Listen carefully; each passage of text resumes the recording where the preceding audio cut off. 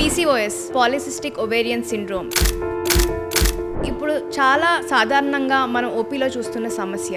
ఇది చాలా మంది విమెన్ని ఫర్టిలిటీతో ఇష్యూస్తో కానీ, ఇర్రెగ్యులర్ సైకిల్స్తో కానీ, యాక్నీ కానీ, హిర్సుటిజంతో కానీ ఎఫెక్ట్ చేస్తుంది. 10-50% ఆఫ్ ఉమెన్ PCOSతో బాధపడుతున్నారు. ఇది జస్ట్ మనకి హెల్త్ ఇష్యూసే కాకుండా మెంటల్ హెల్త్ ఇష్యూస్ని, క్యాన్సర్ని కూడా ప్రొడ్యూస్ చేసే అవకాశాలు ఉంటాయి. అండ్ సెప్టెంబర్ అనేది PCOS అవేర్నెస్ మంత్. సో నేను నా ఫస్ట్ పాడ్కాస్ట్లో PCOS గురించి డిస్కస్ చేస్తున్నాను with the experts. So please join us to know more about PCOS. How is it diagnosed? PCOS ఒక symptoms ఏంటి, దీన్ని ఎలా మేనేజ్ చేస్తాము, and the holistic approach how to treat the disease. Watch out.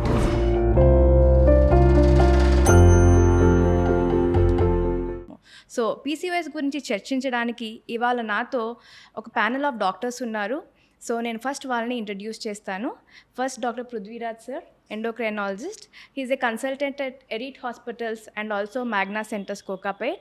And we have a dermatologist with us, Dr. Swapna Priya. She is consultant at Care Hospitals, High Tech City, and also Cosmosure Clinics.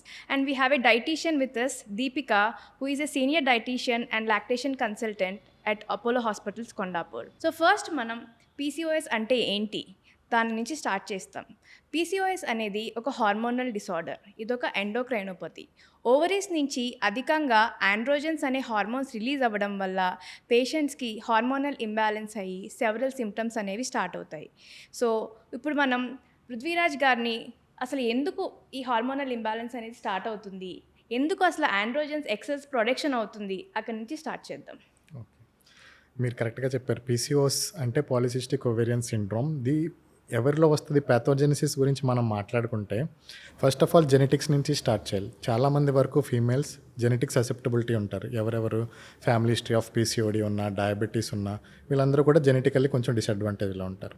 పుట్టిన తర్వాత మన environmental exposure of మళ్ళీ endocrine disruptors, చాలా వరకు chemicals. అందుకే PCOD prevalence చూసుకుంటే metropolitan సిటీస్లోనూ ఎక్కువగా ఉంటుంది. ఎవరైతే ఎక్కువ ఇండస్ట్రియలైజేషన్కి ఎక్స్పోజ్ అవుతారో, ఎన్విరాన్మెంటల్ పొల్యూటెంట్స్కి, కెమికల్స్కి, వీటితో పాటు unhealthy diet, unhealthy life style, physical activity ఏమీ లేకపోవడం, sedentary life style, unhealthy sleep pattern, chronic stress levels, ఈ 4 కలిపి PCOS ప్యాథోజెనిసిస్ కారణం అవుతాయి. PCOS మెయిన్ ప్యాథోజెనిసిస్ వచ్చేసి ఇన్సులిన్ రెసిస్టెన్స్. ఇన్సులిన్ రెసిస్టెన్స్ అంటే ఏంటి అంటే, సింపుల్ భాషలో చెప్పాలంటే ప్రతి మనిషిలోనూ నార్మల్ షుగర్ మెయింటైన్ చేయడానికి ఒక నార్మల్ లెవెల్ ఆఫ్ ఇన్సులిన్ తయారవుతూ ఉంటుంది. ఇన్సులిన్ రెసిస్టెన్స్ వాళ్ళలో ఈ నార్మల్ ఇన్సులిన్ సెక్రేషన్ సరిపోదన్నమాట షుగర్ నార్మల్ కంట్రోల్ చేయడానికి. సూప్రాఫిజియోలాజికల్ లెవెల్స్లో ఇన్సులిన్ తయారవుతుంది నార్మల్ షుగర్ మెయింటైన్ చేయడం. ఈ ఎక్స్ట్రా ఇన్సులిన్ షుగర్ని అయితే కంట్రోల్లో పెడుతుంది, కానీ ఆ ఎక్స్ట్రా ఇన్సులిన్ వెళ్ళి ఓవరీస్ మీద, స్కిన్ మీద దాని ప్రభావం చూపిస్తూ ఉంటుంది నెగిటివ్ ప్రకారం. అలాగే ఓవరీస్ మీదకి వెళ్ళి ఇన్సులిన్ రిసెప్టర్స్ మీద IGF-1 రిసెప్టర్స్ తోటి కలిసి ఎక్సెస్ మేల్ హార్మోన్స్, అధిక మేల్ హార్మోన్స్ని తయారు చేయడం జరుగుతుంది. అవి బ్లడ్లోకి వచ్చి మిగిలిన సిమ్టమ్స్ అన్నీ కూడా రావడం స్టార్ట్ అవుతూ ఉంటాయి అన్నమాట. సో ఇన్సులిన్ రెసిస్టెన్స్ అనేది ఇప్పుడు మనం చాలా ఎక్కువ చూస్తున్నాము. ఇది మన PCOS కారణం అని కూడా చెప్పుకుంటున్నాము. సో ఇదే కాకుండా థైరాయిడ్ డిసార్డర్స్కి, హార్ట్ ప్రాబ్లమ్స్కి కూడా ఏమైనా ఇన్ఫ్లుయెన్స్ చేస్తుందంటారా మనకి? PCOSకి దీనికి ఏమైనా సంబంధం ఉందా? PCOS as a spectrum of insulin resistance డిజార్డర్స్లోకి వస్తుంది. ఈ ఇన్సులిన్ రెసిస్టెన్స్లో PCOS ఒక భాగం. అలాగే యంగ్ హైపర్ టెన్షన్ పేషెంట్లు కూడా వస్తారు. త్వరగా యంగ్ డయాబెటీస్ వచ్చే ఛాన్స్ ఉంటుంది. Heart disease at a very young age వచ్చే ఛాన్స్ ఉంటుంది. ఇంకా చాలా ఇన్సులిన్ రెసిస్టెన్స్ వల్ల స్లీప్ యాప్నియా, స్లోరింగ్ ప్రాబ్లంలు, ఫ్యాటీ లివర్ డిసీజులు, ఇవన్నీ కూడా చాలా ప్రాబ్లమ్స్ అయితే ఫేస్ చేస్తారు ఇన్సులిన్ రెసిస్టెన్స్ వల్ల. ఎస్. సో ఇదొక ఎండోక్రైనోపతి అని మనం చూసాం మనం PCOS అనేది. సో దీనికి కారణాలు సార్ ఆల్రెడీ మనకి ఎక్స్ప్లెయిన్ చేశారు. సో ఇది జెనెటిక్ అవ్వచ్చు, ఎన్విరాన్మెంటల్ ఇన్ఫ్లుయెన్స్ అవ్వచ్చు, మీ life style. Everyone is career oriented now. They are not having proper sleep, proper diet. మనం బయట స్విగ్గీ నుంచి ఆర్డర్ చేసుకునే ఫుడ్స్ అనేవి ఎక్కువైపోయినాయి. And options of food are also more these days. మనకి చాలా రకాల ఫుడ్స్ దొరుకుతున్నాయి. దాంట్లో అండ్ అందరూ ఆర్గానిక్ అంటున్నారు. ఎంతమంది ఏది నిజంగా ఆర్గానిక్ చేస్తున్నారో కూడా మనకు ఐడియా లేదు. సో మనం తినే ఆహారం కూడా చాలా ఇన్ఫ్లుయెన్స్ చేస్తుంది PCOS రావడానికి. సో PCOS పేషెంట్స్ అనేది ఫస్ట్ మనకి ఎలా ప్రజెంట్ అవుతారు? సో యూజువల్గా మా దగ్గరికి వస్తారండి PCOS పేషెంట్స్, ఎందుకంటే irregular cycles is the most common symptom we see. And being females, they first would like to consult with a gynaecologist. మా దగ్గరికి వచ్చే పేషెంట్స్ మెయిన్ కంప్లైంట్స్ వచ్చేసి పీరియడ్స్ అనేవి సరిగ్గా రావు, ఇర్రెగ్యులర్ పీరియడ్స్ ఉంటాయి. And there is also something called irregular periods. అంటే 3-4 months periods రెగ్యులర్గానే ఉంటాయి. దాని తర్వాత 3-4 మంత్స్ వాళ్ళు పీరియడ్స్ స్కిప్ అవుతారు. దీని తర్వాత వచ్చే పీరియడ్ చాలా హెవీ అండ్ ప్రొలాంగ్ బ్లీడింగ్ ఉంటుంది. This is one of the main complaint of PCOS. Next వచ్చేసి మా దగ్గర fertility issues. So reproductive age గ్రూప్లో ఉన్న వాళ్ళు కన్సీవ్ అవుదామని ట్రై చేసినప్పుడు దే కెనాట్ కన్సీవ్. అప్పుడు కూడా ఒక గైనకాలజిస్ట్ని కన్సల్ట్ చేస్తారు. అండ్ హిస్టరీ చూస్తే మనకి వాళ్ళు ఇర్రెగ్యులర్ సైకిల్స్ ఉంటాయి అండ్ పీరియడ్స్ అనేవి టైంకి రాకపోవడం వల్ల వాళ్ళ ప్రెగ్నెన్సీ ప్లానింగ్ కూడా కష్టం అవుతుంది. And fertility issue is one common complaint why they approach to us. Swapna, మీరు చెప్పండి, మీ దగ్గరికి పీసీఓఎస్ పేషెంట్స్ ఎలా ప్రెజెంట్ అవుతారు? సో నా దగ్గరికి కామన్గా పీసీఎస్ పేషెంట్స్ ఏంటంటే యాక్ని, అంటే పింపుల్స్ ప్రాబ్లంతో, that is the most common problem అండి. అండ్ అది కాకుండా దాని తర్వాత most common complaint hair growth, unwanted hair growth అని చెప్పాలి. పర్టికులర్లీ ఏంటంటే upper lip, chin, side locks, ఇవి మోస్ట్ కామన్. అంటే ఇప్పుడు 10 మెంబర్స్లో 6 to 7-8 మెంబర్స్ ఈ అన్వాంటెడ్ హెయిర్ గ్రోత్ అనేది చాలా కామన్ ప్రాబ్లంగా ప్రజెంట్ అవుతుంది. అది కాకుండా హెయిర్ పల్చపడ్డం, మనకు కావాల్సిన చోట తల మీదేమో పల్చపడ్డం, అవసరం లేని చోటేమో ఇంకా ఒత్తుగా హెయిర్ పెరగడం అనేది మోస్ట్ కామన్ కంప్లైంట్ లాగా చూస్తాం.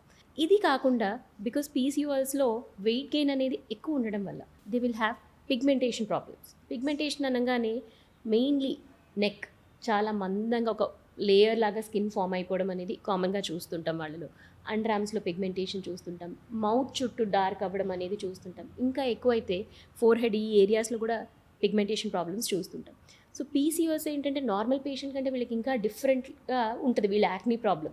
సో వాళ్ళని చూడంగానే వీళ్ళకి ఈ ప్రాబ్లం ఉంది అని మనం డెఫినెట్లీ ఐడెంటిఫై చేయొచ్చు. ఎందుకంటే వాళ్ళకి పింపుల్స్ చాలా పెద్ద పెద్దగా ఈ జా లైన్లో, పర్టికులర్లీ ఈ ఏరియాలో. అండ్ రొటీన్గా నార్మల్గా ఏంటంటే క్రీమ్తో పెట్టుకుంటే తగ్గిపోయే యాక్ని వాళ్ళలో రెస్పాండ్ అవ్వదు.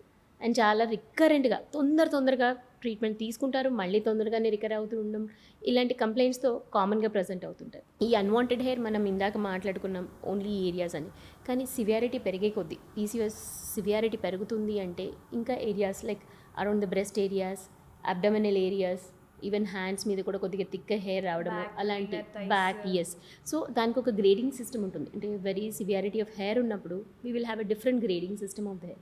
సో ఒక పేషెంట్ వచ్చినప్పుడు వాళ్ళకి ఏంటంటే ఫస్ట్ ఎగ్జామినేషన్లో వాళ్ళ skin textures, pigmentation problems, hair growth, hair loss issues ఇవన్నీ ఎవాల్యుయేట్ చేసుకుని in association with a gynaecologist and also endocrinologist and డైటీషియన్తో we have to give him an comprehensive treatment approach అనేది పేషెంట్ కౌన్సిలింగ్లో డెఫినెట్లీ ఆ point వెళ్ళాలి వాళ్ళకి. Yeah, మీరు కరెక్ట్గా చెప్పారు. That is the whole point of today's discussion. Yes. PCOS మనకి ఇది మల్టీ డిసిప్లినరీ అప్రోచ్. ఇదేమి ఒక డాక్టర్కి వెళ్తే ట్రీట్ అయ్యేది కాదు. ఇదేమి మనకు కరెక్ట్గా, and I want to tell one thing, PCOS is a diagnosis of exclusion. మనకి ఈ టెస్ట్ చేస్తే పీసీఓఎస్ ఐడెంటిఫై అవుతుందంటూ ఏమి ఉండదు. మేము ఎవరైనా ఇర్రెగ్యులర్ పీరియడ్స్ వచ్చినప్పుడు ఫస్ట్ థైరాయిడ్ చూసుకుంటాము, ప్రొలాక్టిన్ చూసుకుంటాము, వాళ్ళ హిస్టరీ తీసుకుంటాము. Then all the hormone levels are normal అయితే okay, she's into PCOS. ఇది అన్నీ మనం ఎక్స్క్లూడ్ చేసాం కాబట్టి ఇది పీసీఓఎస్గా మనం డయాగ్నోస్ చేస్తాము. సో పృథ్వీరాజ్ గారు, మీ దగ్గర పేషెంట్స్ ఎలా ప్రజెంట్ అవుతూ ఉంటారు పీసీఓఎస్ వాళ్ళు? మీరు చెప్పినట్టు యాక్చువల్గా పీసీఓడి పేషెంట్లు మాకు మీరు రిఫర్ చేస్తేనో డెర్మటాలజిస్ట్ రిఫర్ చేస్తేనే వస్తారు. డైరెక్ట్గా మా దగ్గరకు వచ్చే వాళ్ళ ప్రపోర్షన్ చాలా తక్కువ. ఎందుకంటే వాళ్ళకు ఉండే major symptoms either unwanted excess hair కానీ, యాక్నే కానీ, లేదా ఇన్ఫెర్టిలిటీ కానీ, మెన్స్ట్రల్ ఇర్రెగ్యులారిటీ కానీ. ఓన్లీ మా దగ్గరికి సమ్ టైమ్స్ ఎకాంథోసిస్ వల్ల రావచ్చు, బాగా డార్కెనింగ్ అయ్యి, లేదా ఇన్సులిన్ లెవెల్స్ అబ్నార్మల్గా ఎవరో ర్యాండమ్గా టెస్ట్ చేస్తే ఎక్కువ వచ్చాయని రావడం, ఇలా జరుగుతూ ఉంటుంది. కానీ ఏదొచ్చినా కానీ వాళ్ళ మేజర్ సిమ్టమ్ ఏంటి, దాన్ని హార్మోనల్గా ఎలా అడ్రస్ చేయాలి, మెడికల్గా ఫార్మకలాజికల్గా ఎలా అడ్రస్ చేయాలి, నాన్ ఫార్మకలాజికల్ మెజర్స్ ఏంటి, ఇవన్నీ అక్కడి నుంచి స్టార్ట్ చేసి అప్పుడు వాళ్ళకున్న సిమ్టమ్స్ని బట్టి గైనెక్ కానీ డెర్మాట్ కానీ సపోర్ట్ చేస్తారు. So just to sum up, symptoms of PCOS మనకి ఎలా ఉంటుంది అంటే ఫస్ట్ ఇర్రెగ్యులర్ సైకిల్స్ కానీ, ఫర్టిలిటీ ఇష్యూస్ కానీ, ఆర్ ఇర్రెసిస్టబుల్ యాక్నీ. ఏదైతే యాక్నీ మీకు రెగ్యులర్ ట్రీట్మెంట్తో తగ్గట్లేదో, లేకపోతే hirsutism, unwanted hair growth, upper లిప్లోను, చిన్లోను, సైడ్ లాక్స్లోను, ఫైన్ హెయిర్ కాదండి, థిక్ కోర్స్ హెయిర్ అనేది డెవలప్ అవుతుంది. దీని హిర్సుటిజం అంటాం మనం. అండ్ ఆల్సో వెల్వెటీ ప్యాచ్, ఒక నల్ల ప్యాచ్ లాగా అండర్ ఆర్మ్స్లోను, నెక్ చుట్టూ కూడా మీకు లేయర్స్ డెవలప్ అవుతుంది. ఇది మనం ఎకాంథోసిస్ నైగ్రికెన్స్ అంటాము. ఇవి క్లినికల్ సిమ్టమ్స్ ఆఫ్ పీసీఓఎస్. ఇది కాకుండా weight gain, irresistible weight gain, అంటే వాళ్ళు కంట్రోల్లో ఉండదు, వెయిట్ పెరిగిపోతూ ఉంటారు. And most of the time questions ఎలా ఉంటుంది అంటే, మేడం నాకు పీసీఓఎస్ వల్ల వెయిట్ వచ్చిందా, లేకపోతే నేను వెయిట్ లాస్ అవ్వలేకపోతున్నాను, అది పీసీఓఎస్ వల్ల. కానీ ఇది ఒక విషియస్ సైకిల్. మనం లైఫ్ స్టైల్ అనేది చాలా ఇంపార్టెంట్. సో ఈ సిమ్టమ్స్తో యూజువల్గా పేషెంట్స్ అనేది మాకు ప్రెజెంట్ అవుతూ ఉంటారు. సో నెక్స్ట్ మనం ఎలా డయాగ్నోస్ చేస్తాం పీసీఓఎస్? సో నేను ఆల్రెడీ దీన్ని డిస్కస్ చేశాను. It is a diagnosis of exclusion. మా క్లాసికల్గా what we say to diagnosis PCOS is 3 symptoms. First వచ్చేసి ఇర్రెగ్యులర్ సైకిల్స్ ఉంటాయి పేషెంట్స్కి. సెకండ్ వచ్చేసి increased male hormone in the body. దీన్ని ఎలా చూస్తామంటే క్లినికల్ అంటాము, బయోకెమికల్ హైపర్ ఆండ్రోజెనిజంని టెస్ట్ చేస్తాం. క్లినికల్ మనం చూసేదాన్ని బట్టి ఏమన్నా అన్వాంటెడ్ హెయిర్ ఉన్నా, అకాంతోసిస్ ఉన్నా, ఇది clinical symptoms of hyper androgenism. Biochemical మనకి ఈ సిమ్టమ్స్ ఏం లేవు కానీ పేషెంట్స్ని మనం సస్పెక్ట్ చేస్తున్నాం వీళ్ళు పీసీఓఎస్ ఉందంటే అప్పుడు మనం బ్లడ్ టెస్ట్ అనేవి చేసుకుంటాము. So what we do routinely serum testosterone ఒకటే చేస్తాము. సో పృథ్వీరాజ్ గారు, ఇంకా ఏమన్నా హార్మోన్స్కి రోల్ ఉందా పీసీఓఎస్ని డయాగ్నోస్ చేయడానికి? మీరు కూడా క్లినికల్గానే డయాగ్నోస్ చేస్తారా ఇది? డెఫినెట్గా అండి. కొన్ని పీసీఓఎస్లు సెకండరీ పీసీఓఎస్లు ఉంటాయి. వేరే హార్మోన్ ఎక్కువ అవడం వల్ల కూడా పీసీఓఎస్లు అవడం, ఎస్పెషల్లీ కార్టిసాల్, కుషింగ్ సిండ్రోమ్లో మీరు చూడొచ్చు. లేదా ఒక్కొక్కసారి హైపోథైరాయిడిజం, బాగా గ్రాస్లీ హైపోథైరాయిడ్ పేషెంట్ ఉన్న సెకండరీ పీసీఓఎస్ వస్తుంది వాళ్ళకి. ఇవన్నీ రివర్సిబుల్. వాళ్ళ ప్రైమరీ హార్మోన్ని మనం కంట్రోల్ చేయగలిగితే ఈ పీసీఓఎస్ రివర్స్ అయిపోతూ ఉంటుంది. సో అందుకే ఎవరైనా పీసీఓఎస్ సస్పెక్ట్ చేసినప్పుడు thyroid, day 2 of FSH, LH, prolactin, testosterone, ఈ హార్మోనల్ టెస్ట్లు ఎప్పుడు చేసినా కానీ ఉదయం ఫాస్టింగ్లో 8 to 10 చేయడం కూడా చాలా ఇంపార్టెంట్. వీటితో పాటు non classical congenital adrenal hyperplasia అనే కండిషన్ కూడా ఒక రూల్ చేసుకోవాల్సి వస్తుంది. దానికి 17-హైడ్రాక్సీ ప్రొజెస్ట్రాన్ కూడా చేస్తాం. అది పేషెంట్ ఒక ఇండివిజువల్ పేషెంట్ ఒక ఫ్యామిలీ హిస్టరీని బట్టి, సిమ్టమ్స్ని బట్టి ఆ కాల్ తీసుకోవడం జరుగుతుంది ఎవరికి చేయాలి అని. కుషింగ్ సిమ్టమ్స్ ఏమన్నా ఉంటే cortisol test, over night dexamethasone suppression cortisol test, ఇవన్నీ ఒక బ్యాటరీ ఆఫ్ హార్మోనల్ టెస్ట్లు అయ్యాక ఇది ప్రైమరీ పీసీఓఎస్ అని లేబుల్ చేసి ఆ తర్వాత వాళ్ళ హార్మోనల్ ఇన్సులిన్ రెసిస్టెన్స్కి ఏమేమి కావాలో అవన్నీ ట్రీట్మెంట్ స్టార్ట్ చేయడం జరుగుతుంది. ఓకే. సో ఇన్సులిన్ రెసిస్టెన్స్ని టెస్ట్ చేయడానికి హోమా ఐఆర్ అనేది మీరు ఎంతవరకు వాడతారు క్లినికల్ ప్రాక్టీస్లో? చెప్పాలంటే ఇన్సులిన్ రెసిస్టెన్స్ అనేది క్లినికల్ డయాగ్నోసిస్ అండి. దానికి ఏ బ్లడ్ టెస్ట్ అవసరం లేదు. పేషెంట్ చూసిన వెంటనే క్లినికల్గా డయాగ్నోస్ చేయగలిగే one of the condition insulin resistance. ఒకటి వాళ్ళకి క్లియర్గా యాక్వంతోసిస్ ఉండొచ్చు, లేదా central obesity, waist hip ratio బాగా ఎక్కువ ఉండొచ్చు. ఫీమేల్స్లో వేస్ట్ మోర్ దాన్ 90 సెంటీమీటర్స్, మేల్స్లో 85 సెంటీమీటర్స్ ఉన్నా కానీ వాళ్ళకి ఇన్సులిన్ రెసిస్టెన్స్ ఉన్నట్టు మనం పరిగణించవచ్చు. ఇవి కాకుండా స్కిన్ ట్యాగ్స్ లాంటివి, ఇవన్నీ కూడా సైన్స్ ఆఫ్ ఇన్సులిన్ రెసిస్టెన్స్. బయోకెమికల్గా మనం చూసుకుంటే కనుక ఓన్లీ రీసెర్చ్ సెట్టింగ్ వరకే యూజ్ చేయడం జరుగుతుంది హోమ్ ఐఆర్. అది రియల్ లైఫ్ సెట్టింగ్లో అవసరం లేదు, కానీ ఒక్కొక్కసారి డాక్యుమెంటేషన్కి చేస్తూ ఉంటాం. సో ఇన్సులిన్ రెసిస్టెన్స్ అనేది చాలా ఇంపార్టెంట్ పీసీఓఎస్లో. మనకి హోమ్ ఐఆర్ కన్నా ట్రైగ్లిజరైడ్ ట్రీట్మెంట్ చేసుకున్నాక మా హార్మోన్ లెవెల్స్ నార్మల్ అయిపోయి ఇప్పుడు మా పీసీఓఎస్ తగ్గిపోయింది అని మాట్లాడుతుంటారు. So is it a right way of approach or the patient thought process correct అంటారు? That patient is more concerned about their reports. ఆ పేషెంట్కి మోర్ కన్సర్న్ ఆ రిపోర్ట్స్ మీద ఉంది. సో ఇట్స్ ఓకే వాళ్ళని జస్టిఫై చేయడానికి. అంటే ఇప్పుడు ఫర్ ఎగ్జాంపుల్ ఏంటంటే మనం లేజర్ ట్రీట్మెంట్ చేస్తుంటాము. పేషెంట్ స్టార్ట్ చేసినప్పుడు పీసీఓఎస్ అల్ట్రాసౌండ్లో ఉంది, హార్మోన్స్లో ఇంబ్యాలెన్స్ ఉంది. బట్ ట్రీట్మెంట్ మధ్యలో వచ్చేసరికి after some point of time hormones normalise అయిపోయి, but we get stuck sometimes response of the PCOS hair తక్కువగానే ఉంటుంది. సో అలా ఉన్నప్పుడు అంటే పేషెంట్ సేస్ లేదు madam my hormones are fine. So what do you think? Is it just the hormones are normal ante we can say that? I don't think it is just the hormones. Okay, మీరు చెప్పేది testosterone hormone గురించా? లేదు, overall గా they just get all their tests like FSH, LH, prolactin. See, అవి only diagnosis వరకే use చేయాలి. ఆ తర్వాత ట్రీట్మెంట్ రెస్పాన్స్కి వాటిని యూజ్ చేయాల్సిన అవసరం లేదు, ఎస్పెషల్లీ టెస్టోస్టెరాన్ కూడా. Testosterone because it's not a proper result. ఎందుకంటే ఆ తర్వాత క్లినికల్లీ ఎంత ఇంప్రూవ్మెంట్ వచ్చింది, పేషెంట్ ఎంత సాటిస్ఫై అయిందన్న దాన్ని బట్టి దాని కోర్స్ ఆఫ్ ట్రీట్మెంట్ స్టార్ట్ చేయడం జరుగుతుంది. మాటికి ఎఫ్ఎస్హెచ్లు, ఎల్హెచ్లు, టెస్టోలు చేసి వాళ్ళ ట్రీట్మెంట్ మనం మెజర్ చేయాల్సిన అవసరమే లేదు. Just at the point of diagnosis అవి ఇన్వెస్టిగేషన్ చేసుకుంటే సరిపోతుంది మనకి. సో పేషెంట్ పీసీఓఎస్ నుంచి రికవర్ అయ్యారు and how can we label them? See one thing, వాళ్ళది మెన్స్ట్రల్ ఇర్రెగ్యులారిటీ రెగ్యులరైజ్ అయిందా లేదా, ఒకటి hair unwanted excess hair growth అది ఎంతవరకు తగ్గింది. ఈ రీఅసెస్మెంట్ మనం ఎవ్రీడే చేయకూడదు. అట్లీస్ట్ 6 months గ్యాప్ పీరియడ్ మనం ఏ ట్రీట్మెంట్ స్టార్ట్ చేసినా మినిమం 3 to 6 months తర్వాత రీఅసెస్ చేయాలి. అంతేగాని 15 daysలో మొత్తం చేంజ్ అయిపోతుంది అని కూడా, 1 monthలో అన్నీ చేంజ్ అయిపోతాయి అనుకునేది కూడా అంత ఈజీగా అవ్వదు. హార్మోనల్ ఇష్యూస్ ఏమైనా కానీ కొంచెం టైం పడుతుంది. ఆ హార్మోనల్ సైక్లికల్ రిథమ్ అన్నీ సెట్ అవ్వాలంటే మినిమం 3 to 6 months టైం పడుతుంది. సో 3 to 6 months తర్వాత క్లినికల్గా అసెస్ చేసుకోవాలి మనం. Only clinical only clinical phase. So ఇప్పుడు మనం డయాగ్నోసిస్ ఆఫ్ పీసీఓఎస్ గురించి చూసాము, ఎక్స్ట్రా ఎడిషనల్ టెస్ట్ ఏమన్నా చేస్తామా అని. సో మేము క్లినికల్ డయాగ్నోసిస్ చేశాక యూజువల్గా పీరియడ్స్కి విత్డ్రావల్ బ్లీడింగ్ అనేది వచ్చినాక డే 2 హార్మోన్స్ అనేది చేసుకుంటాం మేము. డే 2 ఆర్ డే 3 ఫాస్టింగ్, మీరు చెప్పినట్టు before 8 AM, FSH, LH, fasting insulin, fasting blood sugar, serum testosterone అవి చేస్తాము. ఇది కాకుండా అల్ట్రాసౌండ్ అనేది చూసుకుంటాము. దీంట్లో పీసీఓఎస్ ప్యాటర్న్ ఆఫ్ ఓవరీస్ ఉందా అని కూడా చెక్ చేస్తాం.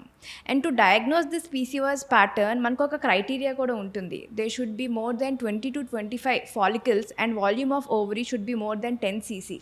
ఇవి క్రైటీరియా మీట్ అవుతేనే అది మనం ultrasound also approves it is PCOS. So ర్యాండమ్గా మనకి 8 to 10 ఫాలికల్స్ ఓవరీలో కనిపించినంత మాత్రమే ఇది పీసీఓఎస్ కాదు. ఇది ఎందుకు చెప్తున్నానంటే నేను చాలామంది పేషెంట్స్కి రెగ్యులర్ సైకిల్స్ ఉంటాయి, ఏం కంప్లైంట్స్ ఉండవు, కానీ ఒక స్కాన్ రిపోర్ట్లో పీసీఓఎస్ని చూసి మన దగ్గరికి వస్తూ ఉంటారు, మేడం నాకు పీసీఓఎస్ అని స్కాన్లో ఇచ్చారు, నాకు నిజంగానే పీసీఓఎస్ ఉందా అని. సో మనకి పీసీఓఎస్ డయాగ్నోసిస్కి 3 క్లాసికల్ సైన్స్ ఉంటాయి మనం ఆల్రెడీ చెప్పినట్టు. దీంతో పాటు it's just a patient complaint is also important, not just the reports. We don't just read the reports. Patient clinical ga symptoms undali and corroborative evidence unte appudu manam patient ni PCOS ఉన్నట్టు diagnose చేస్తాం. So ఇప్పుడు అసలు problem ఇక్కడ start అవుతుందండి. మనం పీసీఓఎస్ని diagnose చేసాము. So PCOS diagnose చేశాక PCOS is not a simple disease, it's like a lifestyle disorder. మనం ఏదో ఓకే మీకు బీపీ వచ్చింది, ఈ ట్యాబ్లెట్ వేసుకుంటే బీపీ తగ్గుతుంది అన్నట్టు పీసీఓఎస్ గురించి మాట్లాడలేం. It is a complex endocrinopathy. So దీనికి మల్టిపుల్ లేయర్స్ ఆఫ్ ట్రీట్మెంట్ ఉంటుంది. And first thing is life style modification. So మనం పీసీఓఎస్ పేషెంట్స్కి వాళ్ళ జీవన విధాన్ని ఎలా మార్చుకోవాలి, ఏం ప్రాక్టీసెస్ చేయాలి అనేది క్లియర్గా ఎక్స్ప్లెయిన్ చేయాల్సి ఉంటుంది వాళ్ళకి. ఎందుకంటే ఇది ఏదో మందులు వేసుకుంటే తగ్గిపోయేది కాదు. దీంట్లోనే ఫస్ట్ మనం చెప్పేది diet and exercise. So Deepika, now comes your role. So we diagnose PCOS and we tell them first life style modification చేసుకోవాలి. మీరు మంచి ఆహారం తినాలి, సరైన ఆహారం తినాలి అంటే మేడం మేము ఏం తినాలి, మీరు మాకేమైనా లిస్ట్ రాసిస్తారా, లేకపోతే మేము ఎవరి దగ్గరికి వెళ్ళాలి అనేది first question. That's where we take the help of a dietitian who is qualified and who can give them a right treatment, and it also depends upon their requirements also.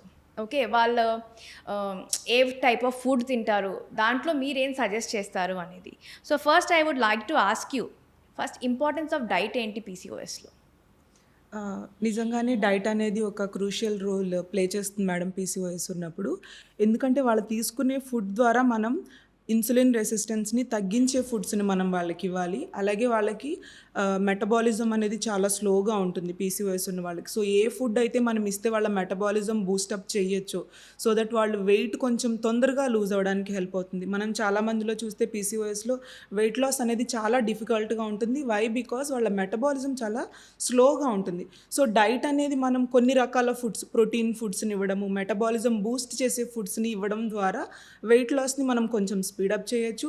అలాగే insulin resistance sir అన్నట్టు మెయిన్గా వాళ్ళకి abdomen ఏరియాలో fat అనేది చాలా ఎక్కువగా ఉంటుంది. So కొన్ని రకాల కార్బోహైడ్రేట్ ఫుడ్స్ అనేవి మనం వాళ్ళ మెటబాలిజంని స్పీడప్ చేయడానికి, ఇన్సులిన్ని తగ్గించడానికి కూడా హెల్ప్ అవుతాయి. అలాగే ఇన్ఫ్లమేషన్ అనేది కూడా మనం చూస్తూ ఉంటాం పీసీఓఎస్లో.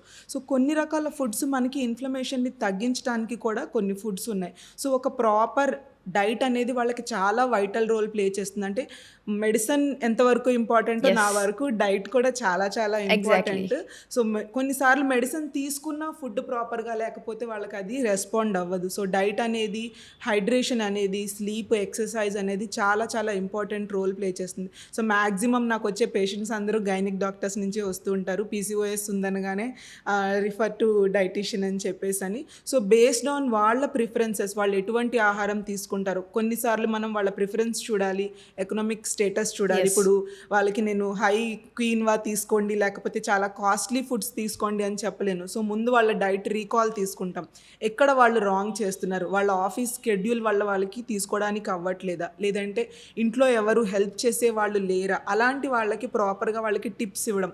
ముందు రోజు రాత్రి రేపొద్దున మీరు తీసుకెళ్ళేటప్పుడు ఆఫీస్కి చిన్న చిన్న బాక్సెస్లో సేవ్ చేసుకోవడం, టైం సేవింగ్ ఎలా చేసుకోవాలి ప్రాపర్గా, ఎటువంటి ఫుడ్స్ ఈజీగా ఫీజిబుల్గా ఉన్న ఫుడ్స్ని ఎలా తీసుకోవాలన్నది డైటీషియన్గా నేను ఒక ప్రాపర్ డైట్ ప్లాన్ అనేది వాళ్ళకి ప్రిపేర్ చేసి ఇస్తాను. సో పీసీఓఎస్లో డెఫినెట్గా డైట్ అనేది చాలా ఇంపార్టెంట్ రోల్ ప్లే చేస్తుంది. సో ఫస్ట్ మనం ఇన్సులిన్ సెన్సిటివిటీని ఇంప్రూవ్ చేసే ఫుడ్స్ గురించి చెప్తారా మాకు? సో కార్బోహైడ్రేట్స్ ఫస్ట్ మనకి మేజర్గా ఇన్సులిన్ సెన్సిటివిటీలో మనకి రోల్ ప్లే చేస్తాయి. సో కార్బోహైడ్రేట్స్ అనగానే అందులో చాలా రకాలు ఉన్నాయి. కాంప్లెక్స్ కార్బోహైడ్రేట్స్ ఉన్నాయి, సింపుల్ కార్బోహైడ్రేట్స్ ఉన్నాయి. సింపుల్ కార్బోహైడ్రేట్స్ అంటే మనకి sugars, maida process, sugary foods, junk foods, ఇవన్నీ ఏంటంటే మనం తిన్న వెంటనే షుగర్స్ని చాలా ఇమీడియట్గా స్పైక్ చేస్తాయి. సో మనం ఎటువంటి ఆహారం తీసుకోవాలి? కాంప్లెక్స్ కార్బోహైడ్రేట్స్ని తీసుకోవాలంటే కార్బ్స్తో పాటు పీచు పదార్థం, ఫైబర్ ఎక్కువ ఉన్న ఫుడ్స్ని మనం తీసుకున్నప్పుడు మన బాడీ ఏం చేస్తుందంటే డైజెషన్ అనేది స్లోగా చేస్తుంది. సపోజ్ చెప్పాలంటే ఇప్పుడు జ్యూస్ తాగామనుకోండి, షుగర్ ఇమ్మీడియట్గా స్పైక్ అవుతుంది, లిక్విడ్ కాబట్టి. అదే మనం ఒక ఫ్రూట్ తిన్నామనుకో, ఫ్రూట్లో ఉన్న ఫైబర్ మనకి ఏంటంటే డైజెషన్ స్లోగా చేసి షుగర్స్ని స్పైక్ చేస్తుంది. సో కాంప్లెక్స్ కార్బోహైడ్రేట్స్ని తీసుకోవాలి, లో గ్లైసిమిక్ ఇండెక్స్ ఫుడ్స్ని తీసుకోవాలి. ఇప్పుడు ఫ్రూట్స్ అనగానే అందరూ అన్ని రకాల ఫ్రూట్స్ తినచ్చా మేడం అంటే కొన్ని ఫ్రూట్స్ ఉన్నాయి which are having high glycemic index like banana, sapota, సీతాఫలం, గ్రేప్స్, మ్యాంగోస్ లాంటి వాటిలో గ్లైసిమిక్ ఇండెక్స్ లోడ్ అనేది ఎక్కువ ఉంటుంది. చూడటానికి చిన్నగా ఉన్నా కూడా ఫ్రూట్ మనం కొంచెం తిన్నా కూడా ఈ లోడ్ ఎక్కువ అవడం వల్ల ఇన్సులిన్ అనేది చాలా ర్యాపిడ్గా స్పైక్ అవుతుంది. సో లో గ్లైసిమిక్ ఇండెక్స్ ఉన్న ఫ్రూట్స్ని తీసుకోవడం, మల్టీగ్రెయిన్ ఫుడ్స్ లాంటివి, హోల్ గ్రెయిన్స్ లాంటివి తీసుకోవడం వల్ల వాళ్ళకి హెల్ప్ అవుతుంది. అలాగే లో ఫ్యాట్ డైరీ, చాలామంది కంప్లీట్గా డైరీ కట్ చేసేస్తారు. సో లో ఫ్యాట్ డైరీ తీసుకోవడం వల్ల వాళ్ళ యాక్నే ఇష్యూస్ని కూడా మనం కంట్రోల్ చేయడానికి హెల్ప్ అవుతుంది. సో కొన్ని foods like complex carbohydrates, anti oxidant rich foods, low glycemic index foods, అలాగే ఇన్ఫ్లమేషన్ని తగ్గించే యాంటీ ఇన్ఫ్లమేటరీ ఫుడ్స్ని మనం ఇచ్చినప్పుడు ఇన్సులిన్ రెసిస్టెన్స్ని మనం కంట్రోల్ చేయొచ్చు. So here we are breaking one myth also, carbohydrates are also important in your diet. Yes ma'am. Just weight loss చూసేటప్పుడు first అందరూ కార్బోహైడ్రేట్స్ని మొత్తం ఆఫ్ చేయాలనుకుంటారు. అది కాదు, అసలు మన carbohydrates are important for energy, కానీ అది మీరు చెప్పినట్టు కాంప్లెక్స్ కార్బోహైడ్రేట్స్ అనేది తీసుకోవాల్సి ఉంటుంది. ఆ బ్యాలెన్స్ అనేది మనకి ఇంపార్టెంట్. సో మన పీసీఓఎస్లో ఇన్ఫ్లమేషన్ గురించి మాట్లాడుతూ ఉంటాం. So can you just throw some light, అసలు ఇన్ఫ్లమేషన్ ఎందుకు వస్తుంది, యాంటీ ఇన్ఫ్లమేటరీ ఫుడ్స్ మీరు ఏం సజెస్ట్ చేస్తారు? ఇన్ఫ్లమేషన్ అనేది పీసీఓఎస్ ఉన్న వాళ్ళకి చాలా మందిలో లో గ్రేడ్ ఇన్ఫ్లమేషన్ అనేది చూస్తూ ఉంటాం. సో కొన్ని రకాల ఫుడ్స్ డెఫినెట్గా ఇన్ఫ్లమేషన్ని కాజ్ చేస్తూ ఉంటాయి. హై షుగరీ ఫుడ్స్ని తీసుకున్నప్పుడు, రిఫైన్డ్ కార్బోహైడ్రేట్స్, కూల్ డ్రింక్స్ లాంటివి తీసుకున్నప్పుడు, ప్రాసెస్డ్ ఫుడ్స్ అంటాం మనం, అంటే రియల్ ఫుడ్స్ కాకుండా మనం ఫ్యాక్టరీ నుంచి ప్రాసెస్ చేసి ప్యాకేజ్ చేసిన ఫుడ్స్ని తీసుకోవడం. ఇందాక మీరు చెప్పినట్టు ఈ రోజుల్లో మనకి ఎవ్రీథింగ్ జస్ట్ ఒక క్లిక్ స్విగ్గీ నుంచి వచ్చేస్తుంది. బ్లింకిట్ ఎనీ టైం, అంటే ఈవెన్ నైట్ టైం వాళ్ళ వర్క్ అయిన తర్వాత ఇంటికి వెళ్ళి టైం లేకపోతే జస్ట్ ఒక 5-10 మినిట్స్లో ఆర్డర్ చేసుకొని హై కార్బోహైడ్రేట్ మీల్ అనేది, ప్రాసెస్డ్ ఫుడ్స్, ట్రాన్స్ ఫ్యాట్స్ ఎక్కువ ఉన్న ఫుడ్స్, సాచురేటెడ్ ఫుడ్స్ అంటాం, రెడ్ మీట్ని తినడము, బిర్యానీ నైట్ టైం 2 o'clockకి 1 AM తిన్న వాళ్ళని కూడా చూస్తూ ఉంటాం. అండ్ బిర్యానీ ఉన్నప్పుడు ఖచ్చితంగా వాళ్ళందరికీ కూల్ డ్రింక్ కావాలి. మరి ఆ కాంబినేషన్ ఏంటో నాకు తెలియదు. వాటర్ బదులు వాళ్ళు ఖచ్చితంగా కోకో, థమ్స్అప్ పెట్టుకుంటారు. ఇంత హై కార్బోహైడ్రేట్ క్యాలరీ మీల్ ఏం చేస్తుందంటే బాడీలో ఇన్ఫ్లమేషన్ని పెంచుతుంది. సో నిజంగానే మీరు అన్నట్టు కొన్ని యాంటీ ఇన్ఫ్లమేటరీ ఫుడ్స్ మన లిస్ట్లో ఉన్నాయి. టర్మరిక్ని యూజ్ చేసుకోవడం. టర్మరిక్ అంటే మనకి పసుపు, జనరల్గా మన ఇండియన్ కిచెన్లో, మన అందరి కిచెన్స్లో ఉండే ఈజీగా అవైలబుల్ ఉండే ఇంగ్రీడియంట్ టర్మరిక్. ఇందులో ఉన్న మనకి కర్క్యూమిన్ అనే ఒక ఎంజైమ్ ఇన్ఫ్లమేషన్ని తగ్గించడానికి హెల్ప్ అవుతుంది. నెక్స్ట్ వచ్చేసి జింజర్లో కూడా మనకి జింజరిన్ అనే ఒక ఎంజైమ్ ఉంటుంది, ఇది కూడా ఇన్ఫ్లమేషన్ని తగ్గించడానికి హెల్ప్ అవుతుంది. గార్లిక్ మనకి యాంటీ ఆక్సిడెంట్ రిచ్ అండ్ అలాగే యాంటీ ఇన్ఫ్లమేటరీ. సో అన్ని కూరల్లో వాటిల్లో మనం సింపుల్గా జింజర్ గార్లిక్ని ఫ్రెష్గా, అగైన్ నాట్ ప్యాకేజ్డ్ ఫుడ్, మనకి ఈజీగా గార్లిక్ జింజర్ పేస్ట్ దొరుకుతుంది. ఫ్రెష్గా మనం గార్లిక్ క్లవ్స్ నుంచి, జింజర్ నుంచి తీసుకున్న ఫుడ్స్ యాడ్ చేసుకుంటే మనం యాంటీ ఇన్ఫ్లమేషన్కి హెల్ప్ అవుతుంది. ప్రాసెస్ ఫుడ్స్ని తగ్గించుకోవాలి. అలాగే మనం టీవీలో కూడా యాడ్స్ చూస్తూ ఉంటాం, గ్రీన్ టీ మీ మెటబాలిజంని బూస్ట్ చేస్తుంది, యాంటీ ఆక్సిడెంట్ రిచ్ అని. సో టెట్రా బ్యాగ్స్ కాదండి, లీవ్స్ తెచ్చుకొని మనం గ్రీన్ టీ చేసుకున్నప్పుడు అది కూడా మనకి ఒక యాంటీ ఇన్ఫ్లమేటరీ ఫుడ్ లాగా హై యాంటీ ఆక్సిడెంట్ తోటి మనకి మెటబాలిజంని స్పీడప్ చేయడానికి, ఇన్ఫ్లమేషన్ని తగ్గించడానికి హెల్ప్ అవుతుంది. ఆవిడ చెప్పిందంతా కరెక్టే. డైట్ పోర్షన్తో పాటు టైమింగ్ కూడా చాలా ఇంపార్టెంట్. న్యూట్రిషియస్ ఫుడ్స్ కూడా ఎక్సెస్ తీసుకోవడం మంచిది కాదు. ఎంత తినాలో ఏం తినాలా పోర్షన్ తెలుసుకోవాలి. మనకి ఫిజియలాజికల్గా చూసుకుంటే ఈవినింగ్ టైం ఇన్సులిన్ రెసిస్టెన్స్ అది ఎక్కువ ఉంటుంది. ఆవిడ టచ్ చేశారు అది నైట్ పూట ఎక్కువ తినడం అది. సో ఈవినింగ్ పూట హెవీ మీల్స్ తీసుకోవడం, హెవీ ఫుడ్స్ తీసుకోవడం మంచిది కాదు. చాలామంది ఏం చేస్తారంటే నేను ఫాస్టింగ్ చేస్తున్నాను, మార్నింగ్ నుంచి ఏమీ తినట్లేదు, నైట్ పూట ఒక పూటే తింటున్నాను, కానీ తినేది చూస్తే ఎంత తింటున్నారు. అది అసలు ఇన్సులిన్ రెసిస్టెన్స్ ఇంకా వర్సన్ చేస్తుంది, వాళ్ళ పీసీఓడి ఇంకా వర్సన్ చేస్తుంది. సో వాళ్ళు తీసుకునే బ్యాలెన్స్డ్ డైట్ ఈక్వల్ ప్రపోర్షన్లో majority of the meal so evening లోపు ఫినిష్ అయిపోతేనే బెటర్. ఓకే. సో ఇప్పుడు ఇంటర్మీడియట్ ఫాస్టింగ్ గురించి చెప్పండి. చాలామంది పేషెంట్స్ పీసీఓఎస్ వాళ్ళు ఇంటర్మీడియట్ ఫాస్టింగ్ స్టార్ట్ చేశాను మేడం నేను ఆల్రెడీ అంటారు. సో ఇది నిజంగానే హెల్ప్ చేస్తుందా పీసీఓఎస్కి? But what I believe is in a all the complete 3 meals which is a balanced meal. Yes, Okay. So can tell me something about intermittent fasting and does it help PCOS patients? Sir అన్నట్టు timing అనేది చాలా important role play చేస్తుంది. Intermittent fasting అనేది diet కాదు, it's just eating pattern. అంటే మనం ఒక particular టైంలో ఫుడ్ని తీసుకుంటాం, ఒక పర్టికులర్ టైంలో ఫుడ్ని తీసుకోవడం. సో ఈ పర్టికులర్ టైంలో ఏంటంటే మనకి మీరు అన్నట్టు 3 మేజర్ మీల్స్ అనేవి చాలా చాలా ఇంపార్టెంట్. మీల్స్ని స్కిప్ చేస్తే వెయిట్ లాస్ అనేది ఎప్పుడూ జరగదు. So it's a very important point.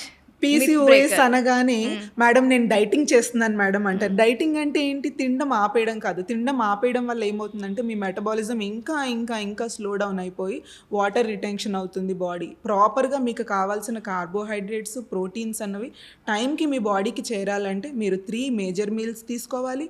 In between చిన్న చిన్న స్నాక్స్ లాంటివి మైనర్ మీల్స్ కూడా తీసుకున్నప్పుడే మీ బాడీ ఏంటంటే స్పీడప్ చేస్తుంది మెటబాలిజంని. ఎప్పుడైతే మీరు ఇంటర్మిటెంట్ ఫాస్టింగ్ అని చెప్పి నోరుకి జిప్ వేసుకుంటారో తినే ఒక్కసారి ఫుడ్ ఈ 3 మీల్స్కి కలిపి సరిపడా ఎక్కువ క్వాంటిటీ అనేది తీసుకుంటూ ఉంటారు. సో ఒక balance diet, proper timing and sir అన్నట్టు portion control is very very important. నేను పొద్దున్న బ్రేక్ఫాస్ట్ తినలేదు కదా అని చెప్పి 2 పూట్లకి కలిపి మనం లంచ్ తింటే అది doesn't help you in any way. So intermittent fasting help అవుతుంది ఎప్పుడు అంటే మీరు జంక్ ఫుడ్స్ని కట్ చేసుకున్నప్పుడు. ఈ పీరియడ్ టైంలో మీరు అగైన్ కూల్ డ్రింక్స్, చాక్లెట్స్ లాంటివి తీసుకుంటే it doesn't help. Okay. So can you tell us role of protein in PCOS? Yes ma'am. So protein అనేది కూడా చాలా ఇంపార్టెంట్ రోల్ ప్లే చేస్తుంది. ఎందుకంటే మనం మెటబాలిజం అని చాలాసేపటి నుంచి మాట్లాడుకుంటున్నాం. ఈ ప్రోటీన్ ఉన్నప్పుడే మనకి మజిల్ బిల్డింగ్ అనేది జరుగుతుంది. ఎప్పుడైతే మీకు బాడీలో మజిల్ అనేది ఉంటుందో మెటబాలిజం కూడా ఉంటుంది. సో పీసీఓఎస్ అనేది ఓన్లీ ఒబీస్ పీపుల్కే కాదు, లీన్ పీపుల్కి కూడా మనం చాలామంది వస్తూ ఉంటారు. మేడం నేను చాలా లీన్గా ఉన్నాను, బిఎంఐ తక్కువ ఉంది, బట్ స్టిల్ నాకు పీసీఓఎస్ ఎందుకు ఉందో తెలియట్లేదు. అలాంటి వాళ్ళకి కూడా ప్రాపర్ డైట్, ప్రాపర్ ఎక్సర్సైజ్ చెప్తాం. ఎందుకంటే మజిల్ బిల్డ్ అవ్వాలంటే ఓన్లీ ప్రోటీనే కాదు, స్ట్రెంగ్త్ ట్రైనింగ్ ఎక్సర్సైజెస్ కూడా కావాలి, ఫిజికల్ యాక్టివిటీ కూడా చాలా చాలా ఇంపార్టెంట్. సో జనరల్గా మనం ప్రోటీన్ అనేది మన సౌత్ ఇండియన్ డైట్స్లో చాలా తక్కువ ఉంటుంది. సపోజ్ ఒక పర్సన్ 60 kgs వెయిట్ ఉంటే తన requirement at least 50-60 grams protein per day. మనం చూసుకుంటే ఒక 20 కూడా తీసుకోము. అందుకనే మన సౌత్ ఇండియన్స్లో బెల్లీ ఫ్యాట్ అనేది ఎక్కువ ఉంటుంది తప్ప కండలు లేకపోతే మజిల్ స్ట్రెంగ్త్ అనేది మనకి ఎక్కువ కనిపించదు. సో మనం ప్రోటీన్ వాళ్ళకి ఇచ్చేది కూడా లీన్ ప్రోటీన్ సజెస్ట్ చేస్తాం. అగైన్ ప్రోటీన్ అనగానే మేడం నేను మటన్ తింటాను చాలా ప్రోటీన్ అంటారు. మటన్ మనకి ఇన్ఫ్లమేషన్ కాజ్ చేస్తుంది, ఫ్యాట్ ఎక్కువ ఉంటుంది. సో లీన్ మీట్ అనేది మనం ఎక్కువ తీసుకోవాలి. ఫిష్ లాంటివి, చికెన్, ఎగ్స్ లాంటివి, లో ఫ్యాట్ డైరీ, పన్నీర్, టోఫు ఇలాంటివి ఇంక్లూడ్ చేసుకోవడం, లెగ్యూమ్స్ లాంటివి, స్ప్రౌట్స్ లాంటివి ఇంక్లూడ్ చేసుకోవడం, నట్స్ అండ్ సీడ్స్ లాంటివి ఇంక్లూడ్ చేసినప్పుడు వాళ్ళ ప్రోటీన్ రిక్వైర్మెంట్ అనేది మీట్ అవుతుంది. Okay. జస్ట్ యాడ్ మేడం, మనం వెస్ట్ నుంచి అన్ని అన్హెల్దీ హ్యాబిట్స్ తీసుకున్నాం. యాక్చువల్ జంక్ ఫుడ్ అన్ని ట్రాన్స్ఫర్ చేసుకున్నాం, వాళ్ళు హెల్దీ హ్యాబిట్స్ ఏం తీసుకోలేదు. వాళ్ళు సలాడ్ ప్రోటీన్ లేకుండా మీల్ టచ్ చేయరు. Yes. మన ఇండియన్స్ ఎంతమంది సలాడ్ ప్రోటీన్ లేకుండా ఫుడ్ మనం నెయ్యి పప్పు లేకుండా మీల్ టచ్ లేదు చేయము. మేడం, సింపుల్ పులిహారతో కానిచ్చేస్తాం, పెరుగన్నంతో కానిచ్చేస్తాం. ఇంకొకటి మనం పప్పు తింటున్నాం సార్ ప్రోటీన్ కంటారు. మన పప్పు అంతా నీరు పప్పు, అందులో ప్రోటీన్ 1 teaspoon కూడా ఉండదు సార్ పప్పు. రైస్ క్వాంటిటీ ఎక్కువ. ప్రోటీన్ ఫుడ్స్ అంటే మీరు చెప్పినట్టు chole, soya, rajma, tofu, paneer, chicken, lean meet ఇలాంటివి, ఎగ్స్. అండ్ మీరు కరెక్ట్ పాయింట్ టచ్ చేశారు. ప్రతి మీల్లో ఒక బౌల్ ఆఫ్ సలాడ్ పెట్టుకోవడం అనేది చాలా ఇంపార్టెంట్. దీంట్లో కీరా కానీ, క్యారెట్ కానీ ఈజీగా available and they're less expensive also. So ప్రతి ప్లేట్ ఫుడ్ తినే ముందు, and when we eat this salad is also important. Food తినే ముందు సలాడ్ తిని, తర్వాత ఫుడ్ తిని, and good amount of water with the meal, so that మీకు stomach కూడా ఫుల్ అనిపిస్తుంది. So this is important. ఇప్పుడు దీపిక ఒకటి చెప్పండి. సో షుగర్ క్రేవింగ్స్ అనేవి చాలా చూస్తూ ఉంటాం మనం. అండ్ పీసీఓఎస్ పేషెంట్స్ వాళ్ళు మనం డైట్ చెప్తాం, ఇవన్నీ చెప్తాము, సడన్గా వాళ్ళకి ఒక షుగర్ క్రేవింగ్ అర్జ్ వస్తుంది, that will spoil all their diet. So can you give any practical tips ఈ షుగర్ క్రేవింగ్స్ మనం కంట్రోల్ చేయడానికి? షుగర్ క్రేవింగ్స్ ఎప్పుడు అవుతాయంటే వాళ్ళ డైట్లో ప్రాపర్గా ప్రోటీన్ ఫైబర్ కంటెంట్ లేనప్పుడు. సపోజ్ ఇప్పుడు సార్ అన్నట్టు మనం సింపుల్గా ఒక రైస్ ఐటమ్ కంప్లీట్ చేసాం అనుకోండి, హాఫ్ అన్ అవర్లో డైజెస్ట్ అయిపోయి మళ్ళీ వీళ్ళకి క్రేవింగ్స్ అనేవి వస్తాయి. అదే మనం ఫైన్లీ పాలిష్డ్ రైస్ బదులు బ్రౌన్ రైస్ కానీ, లేకపోతే ఈ రోజుల్లో చూస్తే మిల్లెట్స్ అని వింటున్నాం, మిల్లెట్స్ కానీ ఒక ప్రోటీన్ అండ్ సలాడ్ ఫైబర్ కాంబినేషన్లో తీసుకున్నప్పుడు ఈ ఫుడ్ అనేది చాలా స్లోగా డైజెస్ట్ అవుతుంది. ఎప్పుడైతే ఫుడ్ స్లోగా డైజెస్ట్ అవుతుందో you will feel fuller for longer time. So మీరు లాంగర్ టైం ఫీల్ అయినప్పుడు, అలాగే ఇన్ బిట్వీన్ స్మాల్ మీల్స్ అని ఇందాక మాట్లాడుకున్నాం, అలా తీసుకున్నప్పుడు షుగర్ క్రేవింగ్స్ రావు. మీరు ఈ వెయిట్ లాస్ అవ్వాలని చెప్పి ఫుడ్ మానేసి, లేకపోతే ఒకేసారి పెద్ద మీల్ తినేసి ఇంకొక మీల్కి టూ మచ్ గ్యాప్స్ ఇచ్చినప్పుడు డెఫినెట్గా మీ షుగర్ క్రేవింగ్స్ అనేవి వస్తాయి. సో ఇన్ బిట్వీన్ మీకు ఎప్పుడైతే క్రేవింగ్స్ అని అనిపించినప్పుడు చిన్న చిన్న నట్స్ అండ్ సీడ్స్ లాంటివి, సోక్ చేసుకున్న బాదం, వాల్నట్స్ తీసుకోవడము, sunflower seeds, pumpkin seeds, chia seeds water లాంటివి, లేకపోతే మీరు ఆఫీస్కి వెళ్తే ఒక బాటిల్లో రాగి జావ లాంటివి తీసుకెళ్ళడం, క్యారెట్ కుకుంబర్ స్లైసెస్ని చిన్న బాక్సెస్లో తీసుకెళ్ళడం. సో మీకు క్రేవింగ్స్ అనిపించినప్పుడు ఇలాంటివి తీసుకొని కంట్రోల్ చేసుకోవడానికి హెల్ప్ అవుతుంది.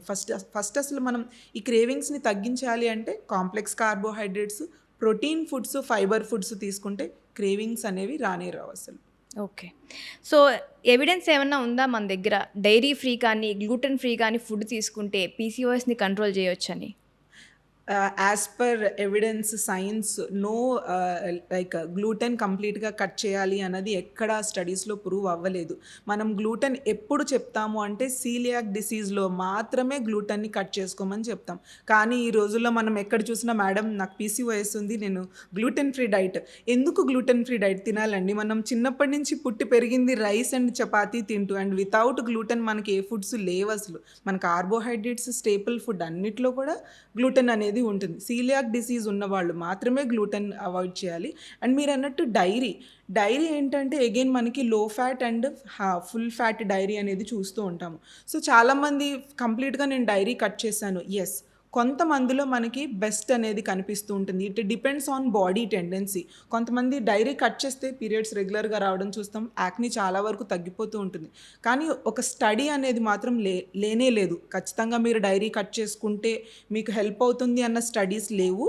బట్ మీరు చెప్పినట్టు డెఫినెట్లీ స్టడీస్ ఏం లేదు, కానీ కొంతమందిలో హెల్ప్ అవుతుంది మేడం. కొంతమందిలో మనకి డైరీ కట్ చేసుకుంటే డెఫినెట్గా వాళ్ళకి రిజల్ట్స్ కనిపిస్తాయి, కానీ అది అందరికీ కనిపించాలని ఇదైతే లేదు. సో గ్లూటెన్ ఫ్రీ అయితే మిత్ మేడం, కంప్లీట్ గా myth. Okay. So role of micronutrients, vitamin D కానీ, మెగ్నీషియం కానీ, లేకపోతే ఒమేగా 3 ఫ్యాటీ యాసిడ్ సప్లిమెంట్స్ అనేది మనకి వీళ్ళకి ఇవ్వడం కంపల్సరీనా పీసీఓఎస్ పేషెంట్స్కి? వైటమిన్ డి ఐ అగ్రీ, ఎందుకంటే 90% of us are vitamin D deficient. అందరూ no one is working in the sun right now, మనందరిది indoor jobs. So vitamin D deficiency should be corrected and it plays multiple roles including fertility. So vitamin D అయితే supplement తీసుకోమని చెప్తాం మేము. And it should not be over treated also. Vitamin D deficiency, the right dosage of treatment is important. So magnesium and omega 3 fatty acids gurinchi. Omega 3 fatty acids మనం సప్లిమెంట్స్కి వెళ్ళాల్సిన అవసరం లేదు. కొన్ని foods చాలా high source of omega 3, omega 6. Like non vegetarians అయితే fish include చేసుకోవచ్చు, vegetarians అయితే chia seeds తీసుకోవడము, ఫ్లాక్స్ సీడ్స్ తీసుకోవడము, సన్ఫ్లవర్ పంకిన్ సీడ్స్ లాంటివి, ఆల్మండ్స్, వాల్నట్స్ లాంటివి వాళ్ళ డైట్లో ఇంక్లూడ్ చేసుకుంటే ఒమేగా 3 ఫ్యాటీ యాసిడ్స్ అనేవి వాళ్ళ ఫుడ్లో వస్తాయి. మీరు చెప్పినట్టు మెగ్నీషియం కావాలి అంటే మనకి కొన్ని foods are good source of magnesium. Again nuts and seeds are high source of magnesium. Dark chocolate కూడా మీరు అన్నట్టు షుగర్ క్రేవింగ్స్ ఉన్నవాళ్ళు కంప్లీట్గా స్వీట్ చాక్లెట్ బదులు డార్క్ చాక్లెట్ అంటే 60-70% కోకో ఉన్న చాక్లెట్స్ని వాళ్ళు ఇంక్లూడ్ చేసుకున్నప్పుడు అందులో ఉన్న మెగ్నీషియం కూడా డెఫినెట్గా వాళ్ళకి ఈ మైక్రోన్యూట్రియంట్ డెఫిషియన్సీని తగ్గించడానికి హెల్ప్ అవుతుంది. విటమిన్ డీకి వచ్చేసి మీరు అన్నట్టు బయటికి వెళ్తాం, మనం వెళ్ళినా కూడా మన బాడీ మెలనిన్ వల్ల ట్యాన్ని ప్రొడ్యూస్ చేస్తూ ఉంటుంది. ఈ ట్యాన్ ఏం చేస్తుందంటే ఆ విటమిన్ డి మన బాడీలో ప్రాపర్గా అబ్జార్బ్ అవ్వడానికి హెల్ప్ చేయదు. So even though they are roaming outside, వాళ్ళకి విటమిన్ డి తక్కువ ఉంటుంది. అండ్ ఇంకొకటి ఏంటంటే underline calcium is very much important for proper D absorption in our body. ఇది చాలా మందికి అవేర్నెస్ అనేది లేదు. సో కాల్షియం రిచ్ ఫుడ్స్ని మనం తీసుకున్నప్పుడు ఈ విటమిన్ డి అనేది చాలా బెటర్గా మన బాడీలో అబ్జార్బ్ అవుతుంది. అగైన్ కాల్షియం కోసం చిన్న సింపుల్ ఫుడ్ ఏంటంటే రాగి, నాచిని ఫ్లవర్ అంటాం కదా, రాగి జావ లాంటివి, రాగి ఇడ్లీ, రాగి రోటీ లాంటివి ఇంక్లూడ్ చేసుకున్నప్పుడు లో ఫ్యాట్ డైరీలో కూడా మనకి కాల్షియం, ఎగ్స్, ఫిష్ లాంటివి చేసుకున్నప్పుడు విటమిన్ డి మనం బాడీలో అబ్జార్బ్ అవుతుంది. మీరు డార్క్ చాక్లెట్ గురించి మాట్లాడారు. సో అది ఎంత తినాలో కూడా నేను చెప్పాలనుకుంటున్నాను. చిన్న పీస్ అది మేడం, దట్ మొత్తం చిన్న bar. పీస్. సో మనం చాక్లెట్ తినమంటే మొత్తం బార్స్ bar. తింటారు. ఓకే, సో ఎక్కడన్నా portion control is very important. So మనం డార్క్ చాక్లెట్ తినొచ్చు అనగానే పేషెంట్స్ బార్స్ మెయింటైన్ చేసి ఆ షుగర్ క్రేవింగ్ వచ్చినప్పుడు ఒక ఫుల్ బార్ అనేది కంప్లీట్ చేస్తే it doesn't help. This is one చిన్న పాయింట్. piece, small ఒక బార్లో ఒక చిన్న piece to help your cravings. That's all. చెప్పండి సార్. అదే విటమిన్ డి గురించి మాట్లాడుతున్నాం కదా. నేను నా ఎండి డిఎం 2 థీసిస్లో విటమిన్ డి డెఫిషియన్సీయే. చండీగఢ్లో, ముంబైలో 86%, 80-86% విటమిన్ డి డెఫిషియెంట్ మొత్తం ఓవరాల్గా మనం చూసుకుంటే. మనకి ఏ ఎండ్ ఇంపార్టెంట్ అంటే మార్నింగ్ 10 to ఈవినింగ్ 3 ఈ ఎండ్ ఇంపార్టెంట్ యాక్చువల్గా. అందులోనూ మన డార్క్ స్కిన్ వల్ల ఎక్కువ టైం ఎక్స్పోజ్ అవ్వాలి. ఇది ఫిజియలాజికల్గా పాసిబుల్ కాదు మనకి, అందుకు సప్లిమెంట్స్ సజెస్ట్ చేయడం జరుగుతుంది. మిగిలిన మైక్రోన్యూట్రియన్ సప్లిమెంట్స్ అంటారా, ఎవరైతే డెఫిషియెంట్ ఉన్నారో వాళ్ళని సప్లిమెంట్ చేసి కరెక్ట్ చేయలే తప్ప అందరూ ఫ్యాన్సీగా వాడిన సప్లిమెంట్స్ కరెక్ట్ కాదు. యాక్చువల్గా మీరు డైట్లో 5 servings of vegetable in a day, 2 servings of low glycemic index fruits, 1 serving of dry fruits, మీరు తినే మేజర్ మీల్స్ బ్రేక్ఫాస్ట్, లంచ్, డిన్నర్లో at least 1/4 portion protein rich foods, ఇవన్నీ తీసుకుంటే మీకు కావాల్సిన amino acids, micronutrients most of the time cover అయిపోతాయి. ఎవరికైతే cover అవ్వట్లేదో, డెఫిషియన్సీలు ఉన్నాయో వాళ్ళకి మట్టుకే సప్లిమెంట్స్ ఇచ్చి కరెక్ట్ చేయడం కరెక్ట్. సో ఇప్పుడు చాలా సప్లిమెంట్స్ అనేవి చూస్తున్నామండి మనం.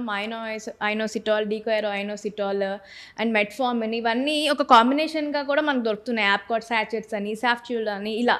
సో ఈ పీసీఓఎస్ పేషెంట్స్కి వీటి రోల్ ఏమన్నా ఉంటుందా? మీరు సజెస్ట్ చేస్తారా వీళ్ళని డైలీ ఈ సప్లిమెంట్స్ తీసుకోమని? మయోనైసిటాల్ ఇప్పుడు బాగా వాడుతున్నారు పీసీఓడిలో. మయోనైసిటాల్, ఇనోసిటాల్ అంటే మనకి న్యాచురల్గా దొరికే మన బాడీలో ఉండే ఒక glucose type of molecule.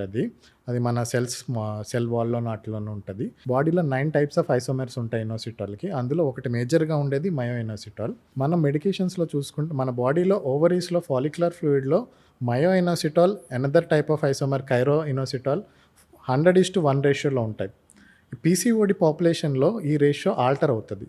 Cairo inositol ఎక్కువ ఉండి 1 నుండి, మయో ఇనోసిటాల్ బాగా తక్కువ ఉంటుంది, 0.2:1 రేషియోలో ఉంటుంది అనమాట.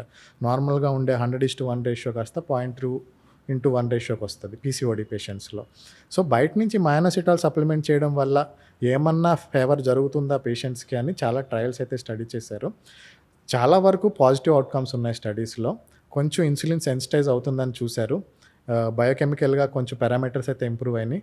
కానీ ఓవరాల్గా ఇప్పటివరకు జరిగిన డేటా ప్రకారం అయితే myoinositol on top of metformin, maybe equal to metformin, ఎడిషనల్గా కొంచెం బెనిఫిటే ఉంది. సో వాడచ్చు వాడకపోవచ్చు అనేది పేషెంట్తో డిస్కస్ చేసి తీసుకోవాల్సిన కాల్. దానివల్ల నష్టమైతే ఏమీ లేదు, వాడితే మటుకు కొన్ని స్టడీస్లో బెనిఫిట్ అయితే చూపిస్తుంది. కొన్ని స్టడీస్ మనకి ఎవిడెన్స్ ఉన్నాయి, బెనిఫిట్ ఉంది. So to sum up Deepika, diet on PCOS, so ఏమైనా సూపర్ ఫుడ్స్ ప్రపోజ్ చేస్తారా మీరు?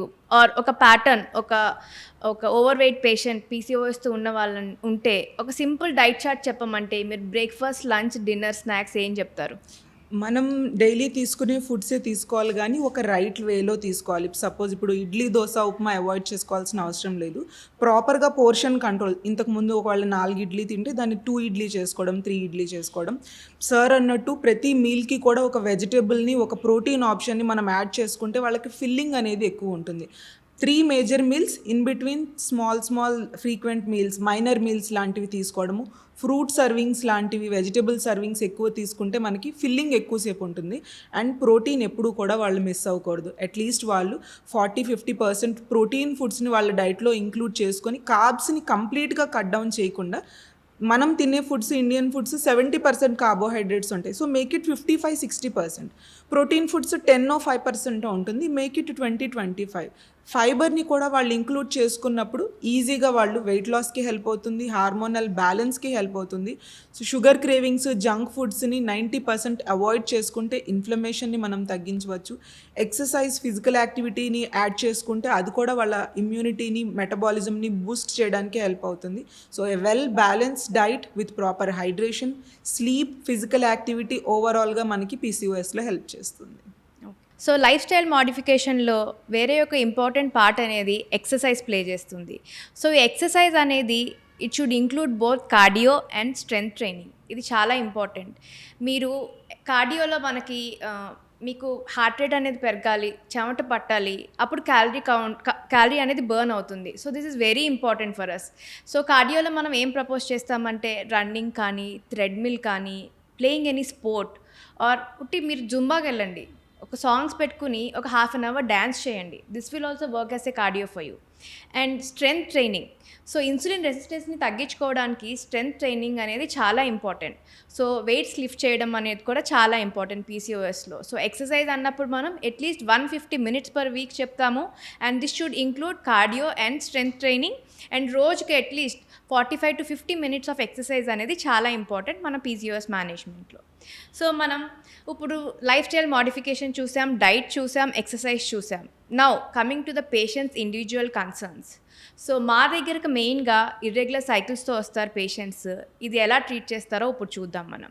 సో ఇర్రెగ్యులర్ సైకిల్స్ పేషెంట్స్ నా దగ్గరకు వచ్చినప్పుడు హార్మోన్స్ అన్నీ నార్మల్గా ఉంటే అప్పుడు మనం హార్మోన్ ట్రీట్మెంట్ అనేది స్టార్ట్ చేస్తాం వీళ్ళకి సైకిల్స్ అనేది రెగ్యులరైజ్ చేయడానికి.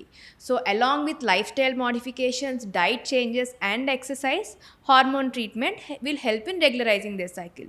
సో హార్మోన్స్లో భాగంగా మేము ఏమేమి ఇస్తాము అంటే first it depends upon their characteristics also. Overweight ఉన్నారా, ఒబీస్ ఉన్నారా, వీళ్ళు స్మోక్ చేస్తారా, వీళ్ళకి మైగ్రేన్ ఉందా అన్న దాన్ని బట్టి మనం హార్మోన్స్ అనేది డిసైడ్ చేస్తాము. ఏమైనా రిస్క్ ఫ్యాక్టర్స్ ఎక్కువ ఉంటే ఓన్లీ ప్రొజెస్ట్రాన్ పిల్స్కి వెళ్తాము. లేదు పేషెంట్స్కి రిస్క్ ఫ్యాక్టర్స్ లేవు హార్మోన్స్తో అంటే మనం ఈస్ట్రోజన్ ప్లస్ ప్రొజెస్ట్రాన్ కాంబినేషన్ ఉన్న 21 day ట్యాబ్లెట్స్ చాలా పాపులర్, ఇవి కాంట్రసెప్షన్ కూడా వాడతాము. ఇవి మనము వాడాల్సి వస్తుంది. ఈస్ట్రోజన్ ప్రొజెస్ట్రాన్ కాంబినేషన్ ఇచ్చినప్పుడే మనకేంటంటే ఆ LH అనేది ఎక్కువ ఏదైతే ఉంటుందో పీసీఓఎస్ని దాన్ని మనం సప్రెస్ చేయగలుగుతాం. సో రిస్క్ ఫ్యాక్టర్స్ ఉండి ఇవి ఇవ్వలేకపోతే లాస్ట్గా మేము తీసుకునే ఆప్షన్ GnRH ఎనలాగ్స్. పీసీఓఎస్ పేషెంట్స్లో ఇది సాధారణంగా ఏం వాడము.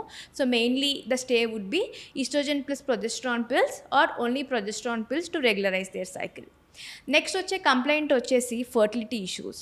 సో పీసీఓఎస్లో ఏమవుతుందంటే ఎగ్ ఫార్మేషన్ అనేది మనకి ప్రాపర్గా ఉండదు. ఓవ్యులేషన్ అంటే ఎగ్ రిలీజ్ సరిగ్గా జరగదు. ఎందుకంటే పీసీఓఎస్లో ఇంక్రీజ్ ఆండ్రోజన్ వలన ఆ ఫాలికల్స్ అన్నీ ఇమ్మెచ్యూర్ స్టేట్లో ఉండిపోతాయి, అవి మెచ్యూర్ అవ్వవు. దీన్ని ఓవ్యులేటరీ డిస్ఫంక్షన్ అంటాం మనం. సో దీనికి మేము ఓవ్యులేషన్ ఇండక్షన్ డ్రగ్స్ అనేవి ఇస్తాము. కామన్గా వాడేవి లెట్రోస్ కానీ, క్లోమోఫిన్ కానీ. పేషెంట్ని 2nd or 3rd day of cycle పిలిచి ఈ ఓవ్యులేషన్ ఇండక్షన్ డ్రగ్ స్టార్ట్ చేస్తాము.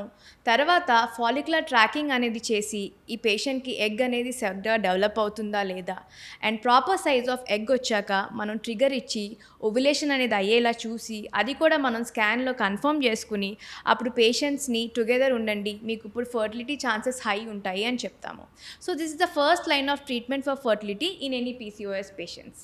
సెకండ్ లైన్ ఆఫ్ ట్రీట్మెంట్ ఏంటంటే మనం ఒక 4-5 సైకిల్స్ చూసాము, వీళ్ళకి ఓవ్యులేషన్ అనేది సరిగ్గా అవ్వట్లేదు అంటే then one thing we can propose is laparoscopic ovarian drilling.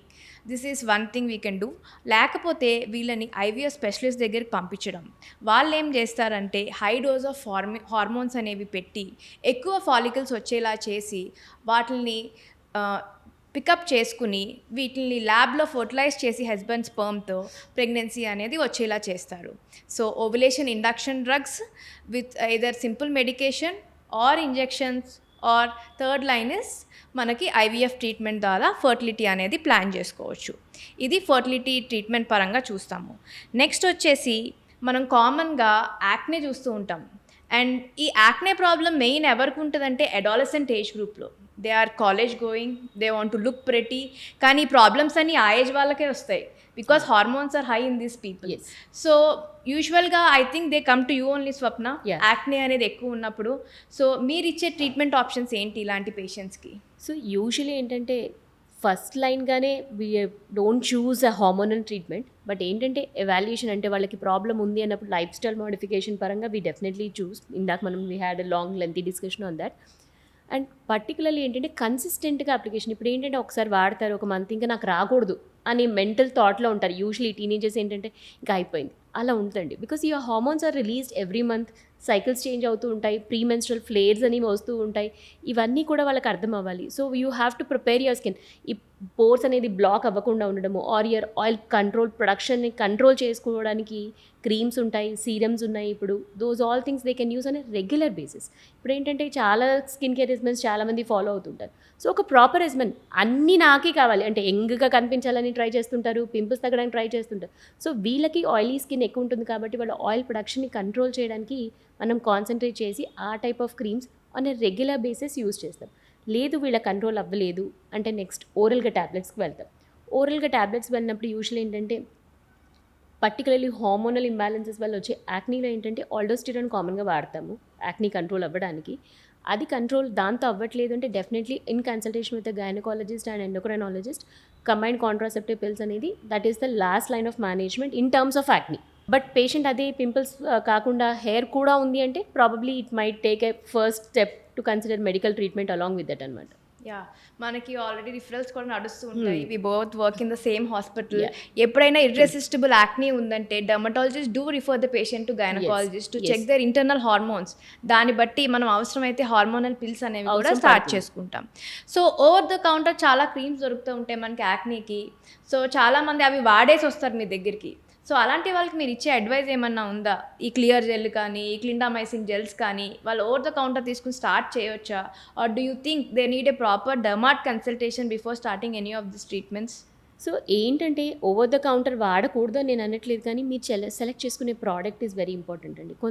చాలామంది స్టెరాయిడ్ క్రీమ్స్ ఈజీగా దొరికిపోతుంది తెచ్చి పెట్టేసుకుంటున్నారు. దానివల్ల ఏంటంటే యాక్నీ ఇంకా వర్సన్ అవుతుంది. ఫస్ట్ థింగ్ ఆ స్టెరాయిడ్ క్రీమ్స్ అబ్యూస్ని ఖచ్చితంగా ఆపాలి.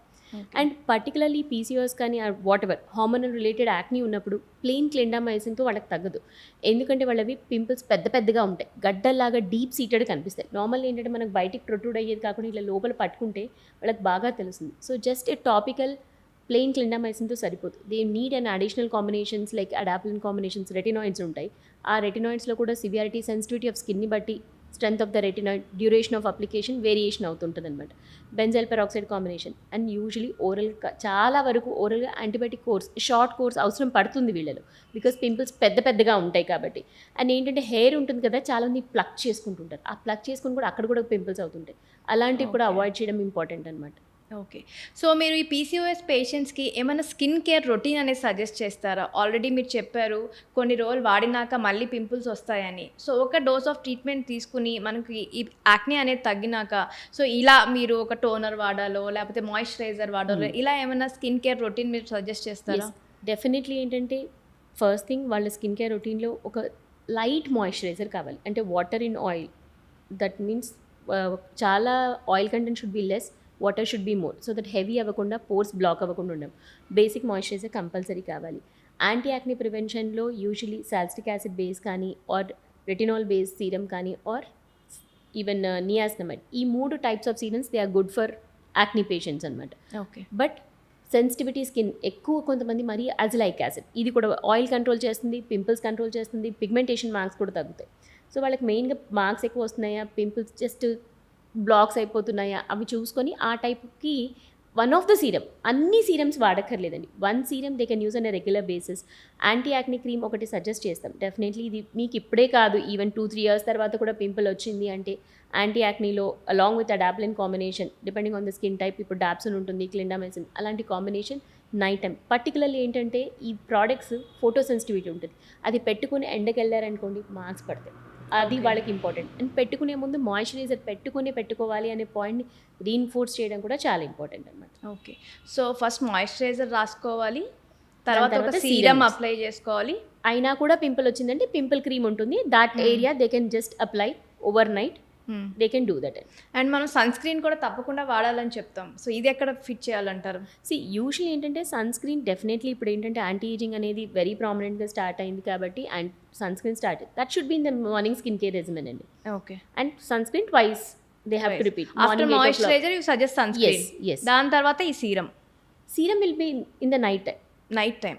సన్ స్క్రీన్ అనేది మార్నింగ్ టైంలో. Morning. Okay. Night time only we use serum. Okay. Okay, fine అండి. నెక్స్ట్ వచ్చేసి hirsutism. Recently, I referred a patient to you also who has come with gross hirsutism. She is just a 21-year-old female. She is having this complaint of PCOS and the hair growth was so excessive. 3 to 4 centimeter of hair on all the chin and jawline. So ఇలాంటి ఇంత gross hirsutism ఉన్నప్పుడు ఎట్లాంటి treatment propose చేస్తారు మీరు? మనం ఆ రోజు చూసాం ఆ పేషెంట్ చూడ్డానికేమో చాలా తిన్నగానే ఉంది. She was not obese. Unfortunate అంటే that is a very tough case going to be. పేషెంట్ని కౌన్సిల్ చేయడము, వాళ్ళకి ఆ పాయింట్ డ్రైవ్ చేయడం, మీకు డెఫినెట్లీ హార్మోనల్ ఇంబ్యాలెన్స్ ఉంది అనే పాయింట్ని వాళ్ళకి డ్రైవ్ చేసి వాళ్ళని మోటివేట్ చేసి they should be in close treatment with both gynaecologist and dermatologist. ఎందుకంటే that is a very big social embarrassment వాళ్ళకి. అది ఎంత ఉంది అంటే యాజ్ ఎ డాక్టర్ నాకే చాలా కష్టంగా అనిపించింది అది యాక్సెప్ట్ చేయడానికి ఆ హిర్సుటిజంని. So as a female for her ఎంత డిఫికల్ట్ ఉంటుంది అనేది is first we have to understand. And she was trying to pursue nursing also. The main thing is she is going to join her college next week. Yes. And they have come to meet me from a village. Okay, so when she took the mask, I was also in a little so surprised. shock. Yes. Yeah. చూడ్డానికి అంత చక్కగా ఉంది Hair పాపం. ఉంది, అది mask open చేయంగానే full lower half of the face is complete with hair. So definitely వాళ్ళకి మనము హార్మోనల్ ఎవాల్యుయేషన్ చేసుకున్నాక చేసాము. అండ్ అంత హిస్టిటిజం వల్ల మనం ఎడినల్ కాజెస్ ఏమైనా ఉన్నాయో కూడా రూల్ అవుట్ చేద్దాం అనుకున్నాము. అండ్ ట్రీట్మెంట్ ఎలా ఇచ్చారు మీరు ఆమెకు? సో డెఫినెట్లీ అలాంటి పేషెంట్స్ కండి we have to do laser treatment. అంటే థ్రెడ్డింగ్ వ్యాక్సింగ్ చేసుకున్నా కూడా వాళ్ళు హార్డ్లీ విత్ ఇన్ 2-3 డేసే హెయిర్ వచ్చేస్తుంది. So it is very difficult. Practically వాళ్ళు చేసుకోలేరు కూడా ఎవరైనా. అండ్ షార్ప్ పోకీ ఎడ్జెస్ లాగా డెవలప్ అవడం, మళ్ళీ మల్టిపుల్ టైమ్స్ థ్రెడ్డింగ్ వ్యాక్సింగ్ చేసుకున్నప్పుడు మళ్ళీ పింపుల్స్ లాగా రావడం అనేది ఉంటుంది. ఈ హిర్సుటిజం వాళ్ళకి ఏంటంటే ఫస్ట్ వాళ్ళకి లేజర్ హెయిర్ రిమూవల్ అనేది చెప్తాం. లేజర్ హెయిర్ రిమూవల్ ఏంటంటే అందరికీ 10 సెషన్స్ అవుతాయి, వీళ్ళకి 15-20 కూడా అవుతాయి. సో అది ముందే వాళ్ళకి చెప్పాలి, మీకు కంపారిటివ్లీ వేరే కంటే ఎక్కువ పడుతుంది సెషన్స్ అని. అండ్ ట్రీట్మెంట్ రెగ్యులర్గా చేసుకోవడం అనేది కూడా చాలా ఇంపార్టెంట్. అండ్ దాంతోపాటు అసోసియేటెడ్గా హార్మోనల్ ట్రీట్మెంట్ తీసుకోకపోతే మళ్ళీ లేజర్ సెషన్స్ వేస్ట్ అయిపోతాయి. సో హార్మోనల్ ట్రీట్మెంట్తో పాటు చేసుకున్నప్పుడే హెయిర్ సెన్సిటైజ్ అవుతుంది లేజర్కి. లేదు అంటే ఆ సెన్సిటివిటీ ఆఫ్ ద హెయిర్ అనేది స్ట్రాంగ్ ఆండ్రోజన్ స్టిమ్యులేషన్లో అలాగే ఉండి they will be continuing to grow అనమాట. So hormonal treatment is very important in her కేసులో. దాంతోపాటే నేను లేజర్ చేసి నాకు రిజల్ట్ వస్తుంది. నేను ఓన్లీ లేజర్ చేసుకుంటూ వెళ్తే probably I will not be able to give a good result for her. So anti androgens role ఏమన్నా ఉందంటారా ఈ కేసుకి కాకుండా? ఎవరికైనా మైల్డ్ హిర్సిటిజం ఉందనుకోండి, హార్మోనల్ ఎవాల్యుయేషన్ చేసాం, నార్మలే ఉంది, సో వాళ్ళకి డైరెక్ట్ మీరు లేజర్కి వెళ్తారా హిర్సిటిజం ఉంటే, లేకపోతే యాంటీ ఆండ్రోజన్స్ రోల్ ఏమన్నా ప్లే చేస్తాయా? అది severity. Basically that is the severity of the hirsutism plays a role. Not every patient needs a treatment with an anti-androgen. Probably lifestyle, losing weight and doing physical activities decrease that resistance of the hormones. అది చేయడము and సివియారిటీని బట్టి మనం probably ఒక 2-3 sessions చేసుకున్నాక మనకు తెలిసిపోతుంది patient is very stubborn, thickness అసలు improve అవ్వట్లేదు అనుకున్నప్పుడు definitely there comes the role. Then opinion from the endocrinologist and gynaecologist will help to give a right decision. Will you have to start కాదా anti androgen అనేది it will play a role అండి. Just to add madam, ఇలా severe cases of hyperandrogenism ఏదైతే మీరు చెప్తున్నారో వాళ్ళకి testosterone main ఒక test అయితే డెఫినెట్గా చేయలేదు. అది more than 1.5 nanogram per ml వస్తే మన ovarian tumours, adrenal tumours watch చేసుకోవాలి. ఆ రెండింటిని డెఫినెట్గా స్క్రీన్ చేసుకొని చూసుకోవాలి. ఆ రెండు సోర్స్ ఆ టెస్టోస్టెరాన్ ఎక్కడి నుంచి ఓవరీ వస్తుందా, ఎడ్రిన్ నుంచి వస్తుందో చూసుకోవాలి. ఏమీ లేదు, only PCOD and hyperandrogenism, hyper insulin, hair hand syndromes కొన్ని ఉంటాయి, severe form of insulin resistance syndromes, అవి హైపర్ ఆండ్రోజనిజం కాజ్ చేస్తున్నాయంటే ఎవరికున్నా కానీ సివియర్ హిర్సుటిజం ఇవిను బోత్ క్యూటేనియస్ హార్మోనల్ ట్రీట్మెంట్ రెండు సైమల్టేనియస్గా తీసుకుంటేనే సింక్రోనస్గా తీసుకుంటేనే బెనిఫిట్ అనేది మ్యాక్సిమైజ్ అవుతుంది. అక్కడ ఆ ఒక్క కండిషన్లో 2x2 5 అవుతుంది. It's productive. Only cutaneous treatment తీసుకున్నా మేబీ అంత బెనిఫిట్ రాకపోవచ్చు, ఓన్లీ హార్మోనల్ ట్రీట్మెంట్ తీసుకున్నా అంత బెనిఫిట్ రాకపోవచ్చు. రెండు కలిపి అట్లీస్ట్ 6 to 9 months క్యూములేటివ్గా సింక్రోనస్గా తీసుకుంటే అప్పుడు పేషెంట్కి సివియర్ కేసెస్లో బాగా బెనిఫిట్ ఉంటుంది. ఓకే, ఇప్పుడు స్వప్న మీరు లేజర్ ట్రీట్మెంట్ గురించి కొంచెం మాట్లాడుకుందామా? సో ఏ లేజర్ వాడతారు, దానివల్ల ఏమైనా సైడ్ ఎఫెక్ట్స్ ఉంటాయా, సో ఎన్ని సెషన్స్ పట్టొచ్చు పేషెంట్స్కి, అది మీరు సివియారిటీ మీద డిపెండ్ అవుతుందని చెప్పారు. So can you throw some light about laser treatment? First thing ఏంటంటే లేజర్ ట్రీట్మెంట్ అండి, there are multiple varieties of lasers ఉన్నాయి. అంటే డయోడ్ లేజర్ ఉంది, ఆ డయోడ్లోనే ఇప్పుడు మన quadruple wavelength, triple wavelength అని, ఇంకా other type of laser is long pulse Nd:YAG. So these are different technologies. Usually ఏంటంటే ఇండియన్ స్కిన్ టైప్కి diode laser and long pulse Nd:YAG బెటర్గా పనిచేస్తుంది. Best is triple and quadruple among that also. ఇప్పుడు ఈ laser treatments first patient counsel చేస్తారు. వాళ్ళు first ఏంటంటే thickness ఉండగానే చేయించుకుంటాం, ఈరోజే చేంజ్ చేసుకుంటాం, ఇప్పుడే చేంజ్ చేసుకుంటాం, ఎంతూజియాజం ఉంటుంది. కానీ ఏంటంటే వాళ్ళు అది కన్సిస్టెంట్గా చెయ్యాలి అనే పాయింట్ని వాళ్ళకి చెప్పాలి. మీరు రెగ్యులర్గా రావాలి. ఒక మంత్ వస్తారు, సెకండ్ మంత్లో వస్తారు, మళ్ళీ థర్డ్ మంత్లో ఏదో ఎగ్జామ్ అంటారు, దే విల్ బ్రేక్ ఇట్, మధ్యలో షేవింగ్ చేసేస్తారు, లేదంటే వ్యాక్సింగ్, థ్రెడ్డింగ్, బ్లీచింగ్ చేస్తారు. ఫస్ట్ థింగ్ అండి, లేజర్ చేసుకునేటప్పుడు మధ్యలో ఇలాంటివి చేయకూడదు. ఓన్లీ షేవింగ్, ఎమర్జెన్సీ ఉంది, ఐ కెన్ అండర్స్టాండ్, ప్రాక్టికలీ పేషెంట్కి రావాలి, మధ్యలో only shaving is allowed. Threading waxing చేసేసరికి రూట్ అనేది డిస్పర్స్ అయిపోతుంది. బ్లీచింగ్ చేసేసరికి మెలనిన్, బ్లాక్ హెయిర్లో ఉండే కలర్ పోతుంది. సో మన లేజర్ లైట్ ఏంటంటే ఆ బ్లాక్ లైట్ని టార్గెట్ చేస్తుంది. సో అది లేదు అంటే నా లేజర్ పని చేయదు, ఆ సెషన్ వేస్ట్ అవుతుంది. అండ్ రూట్ లేదు అంటే కూడా నేను టార్గెట్ చేసేటప్పుడు దాంట్లో ఉండే గ్రోత్ సెల్స్ పోతాయి. So that is the reasons మనం ఈ మెథడ్స్ని మనం లేజర్ హెయిర్ రిమూవల్లో చేసుకోకూడదు, మధ్యలో అనేది చేయకూడదు అనేది we have to drive that point very strong to the patient. Emergency vaccine, doing the sessions regularly, అది చాలా చాలా ఇంపార్టెంట్. అండ్ పారామీటర్స్ కూడా అండి ప్రతి సెషన్కి ఇంక్రీజ్ చేస్తూ వెళ్ళాలి. పేషెంట్ ఏంటంటే అక్కడ ఇంత చేస్తున్నారు అంత చేస్తున్నారు కాదు, ఎంత కరెక్ట్గా డెసిషన్ ఆఫ్ ద పారామీటర్స్ మనం చేస్తున్నారు, ఎంత ప్రాపర్గా ఎనర్జీ ఆ పేషెంట్కి సరిపోయింది. కొంతమంది ఫెయిర్ ఉంటారు, వాళ్ళకి మనం ఎంత స్ట్రాంగ్ చేసినా ఇబ్బంది లేదు. డార్క్ ఉండే పాయింట్ దగ్గర సైడ్ ఎఫెక్ట్స్ వస్తాయి. స్కిన్ డార్క్ ఉంటుంది, మన హెయిర్ కూడా బ్లాకే ఉంటుంది. సో మనం లేజర్ చేసేసరికి ఆ బ్లాక్ కలర్ స్కిన్లో ఉండేది హెయిర్లో ఉండేది బర్న్ అవుతుంది. So we have to see that there is a balance. We're not burning your skin but only burning your hair. So అక్కడ comes the role of correct decision of the parameters then without doing side effects అనేది. సో అందుకోసమే many times burns అవుతాయి అంటే ఈ కేసెస్లోనే burns అవుతాయి. Okay. And కొంతమంది ఊరికి వెళ్ళిపోతున్నారు and sessions back to back చేస్తారు. 10 రోజుల్లోనే సెషన్. హెయిర్ రాకుండా సెషన్ చేయొద్దు. ఇనీషియల్గా మనం సెషన్స్ మీరు అన్నారు కదా ఎన్ని రోజులు పడుతుంది, ఇనీషియల్గా ఏంటంటే హెయిర్ గ్రోత్ ఫాస్ట్గా ఉంటుంది. ప్రాబబ్లీ విత్ ఇన్ 3 weeks కూడా రావచ్చు వాళ్ళకి హెయిర్, 1 month. అప్పుడు సెషన్స్ కొద్దిగా క్లోజ్ బై ఉంటాయి. Once they respond 2 months, 2.5, 3 months కూడా ఒక సెషన్కి గ్యాప్ పెరుగుతుంది. So that is how the decision of the session అనేది మనం డిసైడ్ చేస్తాం. అండ్ డెఫినెట్లీ పీసీఓఎస్ లాంటి ఇష్యూస్ ఉన్నప్పుడు మోర్ దాన్ 10 sessions కౌన్సిలింగ్లో చెప్పాల్సింది. How frequently they should do అంటే హెయిర్ గ్రోత్ బట్టి చేస్తారు అంతే. That is the time, it is the time for next session. Okay అండి. So next acanthosis nigricans. So ఇది మనం చాలా చూస్తూ ఉంటాం పృథ్వీ గారు, ఓపీలో చాలామందికి ఇక్కడ స్కిన్ అంతా డార్క్ అయిపోతూ ఉంటుంది, అండర్ ఆర్మ్స్లోను, థైలోను, సివియర్ కేసెస్లో ఫేస్ మీద కూడా చూస్తాం. సో మేము చెప్పేది ఇనీషియల్గా డైట్ చెప్తాం, ఎక్సర్సైజ్ చెప్తాము, and if needed metformin for weight loss and to decrease the insulin sensitivity. But still they come to a dermatologist because everyone these days want quick solutions. And ఏదైనా colour మారిందంటే dermatologist దగ్గరికి వెళ్తే వాళ్ళు fair చేసేస్తారు మనకు misconception కూడా ఉంది. So అలాంటి పేషెంట్స్ మీరు ఎలా మేనేజ్ చేస్తారు అకాంతోసిస్ ఉంది అంటే? నేను పేషెంట్కి చెప్తాను, నేను ట్రీట్మెంట్ చేయకుండా కూడా తగ్గాలి అంటే మీరు వెయిట్ లాస్ అవ్వాలి. That is the best way of your problem, permanent fix of your problem. First thing, నేను ట్రీట్మెంట్ ఇస్తాను, you will be happy, but again మీ ప్రాబ్లం మళ్ళీ వస్తుంది if you are not losing weight. That is what is my first statement for any patient of acanthosis nigricans. You want your long term solution, be prepared for your weight loss and you are doing wait loss. అప్పుడు నా treatment కూడా మీరు అక్కర్లేదు, you will get back to normal. That is what I had tell to the patient. అయినా కూడా patient నేను చేస్తాను madam మీరు ఇవ్వండి ట్రీట్మెంట్ అని, definitely they'll be pushing us. So అలాంటి సిచ్యుయేషన్స్లో అప్పుడు topical creams definitely I will start. మీరు అన్నట్టు metformin we will also consider to start in those cases to decrease the insulin resistance. అప్పుడు టాపికల్గా అజిలిక్ యాసిడ్ కానీ glycolic acid, tretinoin base creams మనం application చేస్తాం అనమాట పేషెంట్.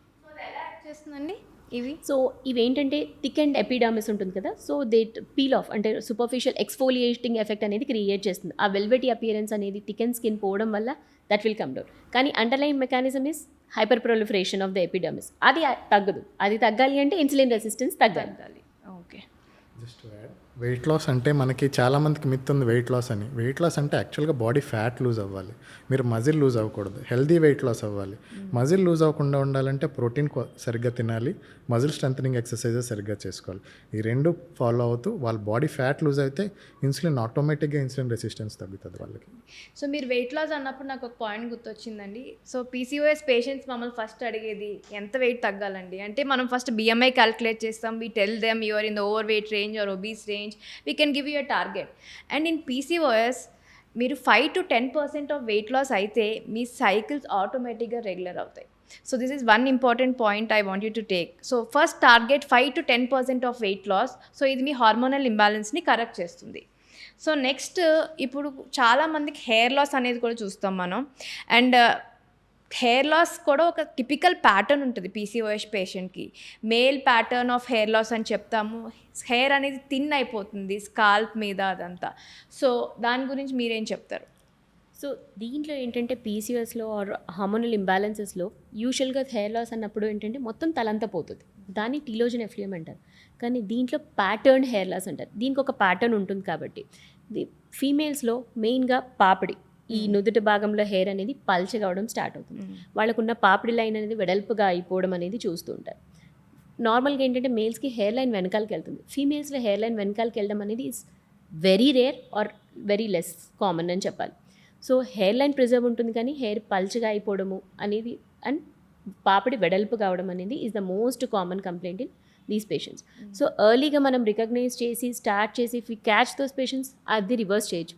స్టేజ్ 1 to 3 ఉంటాయి. Very bad స్టేజ్లోకి వెళ్ళిపోయినప్పుడు మనం డెన్సిటీని రికవర్ చేయడం చాలా కష్టమైపోతుంది. సో ఎర్లీ సిమ్టమ్స్ ఉండగానే మనం డాక్టర్ని అప్రోచ్ చేస్తే మనం దాన్ని రివర్స్ చేయడానికి చాలా హెల్ప్ అవుతుంది. సో ఎట్లాంటి ట్రీట్మెంట్స్ ప్రపోజ్ చేస్తారు మనకి ఈ పీసీఓఎస్ పేషెంట్స్కి హెయిర్ లాస్ ఉంది, మీకు ఎర్లీ స్టేజ్లోనే వచ్చారు? సో టాపికల్గా ఫస్ట్ ట్రై చేస్తాం డెఫినెట్లీ. టాపికల్స్ మెడికల్గా డెఫినెట్లీ మన లైఫ్ స్టైల్ మనం మాట్లాడిన మెథడ్స్ అన్నీ ట్రై చేస్తాము. టాపికల్గా ఏంటంటే మినాక్సిడిల్ వీళ్ళు ఖచ్చితంగా స్టార్ట్ చేయాలి. చాలా మందికి మాట వినంగానే అమ్మ ఇది స్టార్ట్ చేస్తే ఇంకెప్పటికీ వాడాలి. Exactly. I heard from one of my patient also. Her hair, she lost significant amount of hair.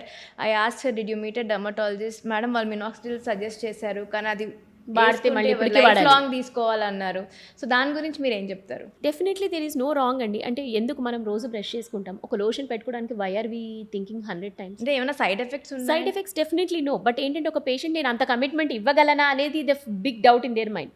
నేను ఏం చెప్తాను, ఫర్ ఎగ్జాంపుల్ మీరు లోషన్ వాడాలి, కరెక్టే, మీరు వాడట్లేదు. For example we will take a scenario where you are decided I'm not using. వాడకపోతే hair loss ఆగుతుందా? ఆగట్లేదు. So the process is going to be continuous process and that is going to, ఇదేంటంటే గ్రాడ్యువల్గా మీకు జరుగుతుంది కాబట్టి మీరు ఐడెంటిఫై చేయట్లేదు మీరు జరిగే హెయిర్ లాస్. అదే మీరు మినాక్సిడిల్ వాడితే definitely at least for the number of years what use the productive age where you need the most important, ఎందుకంటే that is one of the confidence for the patient hair అనేది. సో మీరు వాడండి 5 years అవనివ్వండి 10 years, use it, you will have that results. వాడితే ఆపేస్తే increased hair loss. Increased hair loss కాదు, అది 5 years వాడారు, మరి ఆ హెయిర్ ఆపింది కదా పడకుండా. ఆపడం వల్ల ఆ 5 years అది ఆపిన హెయిర్ మళ్ళీ అప్పుడు పడుతుంది, అంతేకాని అది ఇంక్రీజ్డ్ హెయిర్ లాస్ చేయట్లేదు. No, it is only whatever hair it has stop that is falling off, but using it is not a problem. ఒక ఫీమేల్కి కేవలం ప్రెగ్నెన్సీ టైంలో మాత్రమే మినాక్సిడిల్ ఆపుతాం and breastfeeding time. Rest of the time she can comfortably use. దానివల్ల ఏమీ problem ఉండదు. And ముందులాగా ఇప్పుడు ఈ మినాక్సిల్స్ జిడ్జిడ్గా ఉండడము, ప్రతిరోజు తలస్నానం చేయాలి అలాంటివి కూడా లేదు. We have a very good formulations, మంచిగా డ్రై ఆఫ్ అయిపోతుంది. ఈవినింగ్ పెట్టుకుంటే మార్నింగ్ కల్లా you will be able to get back to your work very comfortably. So it is given only once daily అండి? వన్స్ డైలీ అప్లికేషన్ సరిపోతుంది. సో ఇప్పుడు PCOS patients లేట్గా మిమ్మల్ని అప్రోచ్ అయ్యారు, ఇప్పుడు మినాక్సిడిల్ వాడే స్టేజ్ కూడా దాటిపోయింది. So what are the next treatments you can propose to them? So usual ఇందాక అన్నాను కదా 1 to 3 స్టేజెస్ అని. సో స్టేజ్ 3 ఉన్నప్పుడు పిఆర్పి రోల్ చాలా తక్కువ ఉంటుందండి, ప్లేట్లెట్ రిచ్ ప్లాస్మా అంటారు. దాంట్లో పేషెంట్ బ్లడ్ శాంపుల్ తీసుకొని ప్లేట్లెట్స్ ప్లాస్మా సపరేట్ చేసి we give in the form of injections to the scalp అనమాట. సో అది one of the treatments. Early stages 1 and 2 ఉన్నప్పుడు కూడా వీ కెన్ ట్రై. బట్ ఈ treatments అన్నీ కూడా మెడికల్ ట్రీట్మెంట్ చేస్తానంటేనే పనిచేస్తాయి. ఓన్లీ పిఆర్పి చేసుకొని నాకు హెయిర్ వచ్చేస్తుంది చాలా బాగా వస్తుంది అంటే again you are getting deceived. చాలా చోట్ల ఏంటంటే మీరు ఇంకా ఇది వాడక్కర్లేదు అని కౌన్సిలింగ్ చేసి పిఆర్పి చేస్తారు, ఎండ్ ఆఫ్ ద డే మళ్ళీ పేషెంట్ డిసాటిస్ఫై అయిపోతారు. No, PRP is additional to the medical treatment. ఇప్పుడు అది కాకుండా we have some peptides, multiple things which are available. Different peptides ఏంటంటే హెయిర్ పెప్టైడ్స్ అని, and even plant based peptides which give good stimulation to the hair. అవి కూడా we can give in combination with this PRP treatment. Very bad stage ఉంది అంటే ఫీమేల్స్లో కూడా hair transplantation చేయొచ్చు. ఆ point చాలామందికి తెలియదు, ఫీమేల్స్ ట్రాన్స్ప్లాంట్ చేసుకోవచ్చు అనేది. కానీ అలా అని కంప్లీట్గా మేల్స్కి పోయినంత హెయిర్ని మనం చేయలేం. కానీ డెఫినెట్లీ ఈ మధ్య ఏరియాలో definitely we can put hair for even a female. And వాళ్ళు కంప్లీట్గా హెయిర్ కూడా తీయక్కర్లేదు, హెయిర్ వాళ్ళ హెయిర్ పెట్టి కూడా స్టిల్ ట్రాన్స్ప్లాంట్ చేయొచ్చు. కొద్దిగా డిఫికల్ట్ అవుతుంది కానీ but still we can do with their hair on the scalp. Hair transplant కూడా చేసుకోవచ్చు so females. You suggest hair transplant is the last option, last resort. So we discussed about the dermatological aspects of PCOS. So ఎండోక్రైన్గా మనం చూసామండి already ఈ hormonal imbalance, insulin resistance అని, and గైనకలాజికల్గా we talked about irregular cycles and fertility. So ఇప్పుడు fertility ట్రీట్మెంట్తో patients conceive అయ్యారు. So let మీ just throw some light, ప్రెగ్నెన్సీలో ఏం కాంప్లికేషన్స్ వస్తాయి పీసీఓఎస్ ఉన్న వాళ్ళకి అనేది. యూజువల్గా పీసీఓఎస్ పేషెంట్స్ ప్రెగ్నెంట్ అయిన తర్వాత కొంచెం అబార్షన్ రిస్క్ అనేది ఉంటుంది వాళ్ళకి, అది ఎక్స్ప్లెయిన్ చేస్తాము. మనం ఇన్సులిన్ రెసిస్టెన్స్ ఉంటుంది కాబట్టి వీళ్ళకి డయాబెటీస్ వచ్చే అవకాశం చాలా ఉంటుంది during pregnancy, that is one risk factor. And వీళ్ళకి hypertensive disorders in pregnancy, preeclampsia అనే కాంప్లికేషన్ కూడా తరచుగా చూస్తూ ఉంటాము. ప్రీటర్మ్ డెలివరీస్ అంటే నెలలు నిండక ముందు కూడా డెలివరీ అయ్యే అవకాశం ఉంటుంది. అండ్ సిజేరియన్ సెక్షన్ అనేది ఎక్కువ అవసరం పడుతుంది పీసీఓఎస్ ఉన్న పేషెంట్స్లో, ఎందుకంటే డైట్ మేనేజ్మెంట్ అనేది ప్రాపర్గా లేకపోతే బేబీ అనేది ఓవర్ వెయిట్ ఉండి సో సిజేరియన్ సెక్షన్ కూడా మనం వెళ్ళాల్సి ఉంటుంది. సో ఇది మనకి పీసీఓఎస్ ఉన్న పేషెంట్స్ ప్రెగ్నెంట్ అయితే వాళ్ళలో వచ్చే కాంప్లికేషన్స్. సార్ ఇప్పుడు మనం ఈ పీసీఓఎస్ అనేది లైఫ్ స్టైల్ డిసార్డర్ అని చూసాము.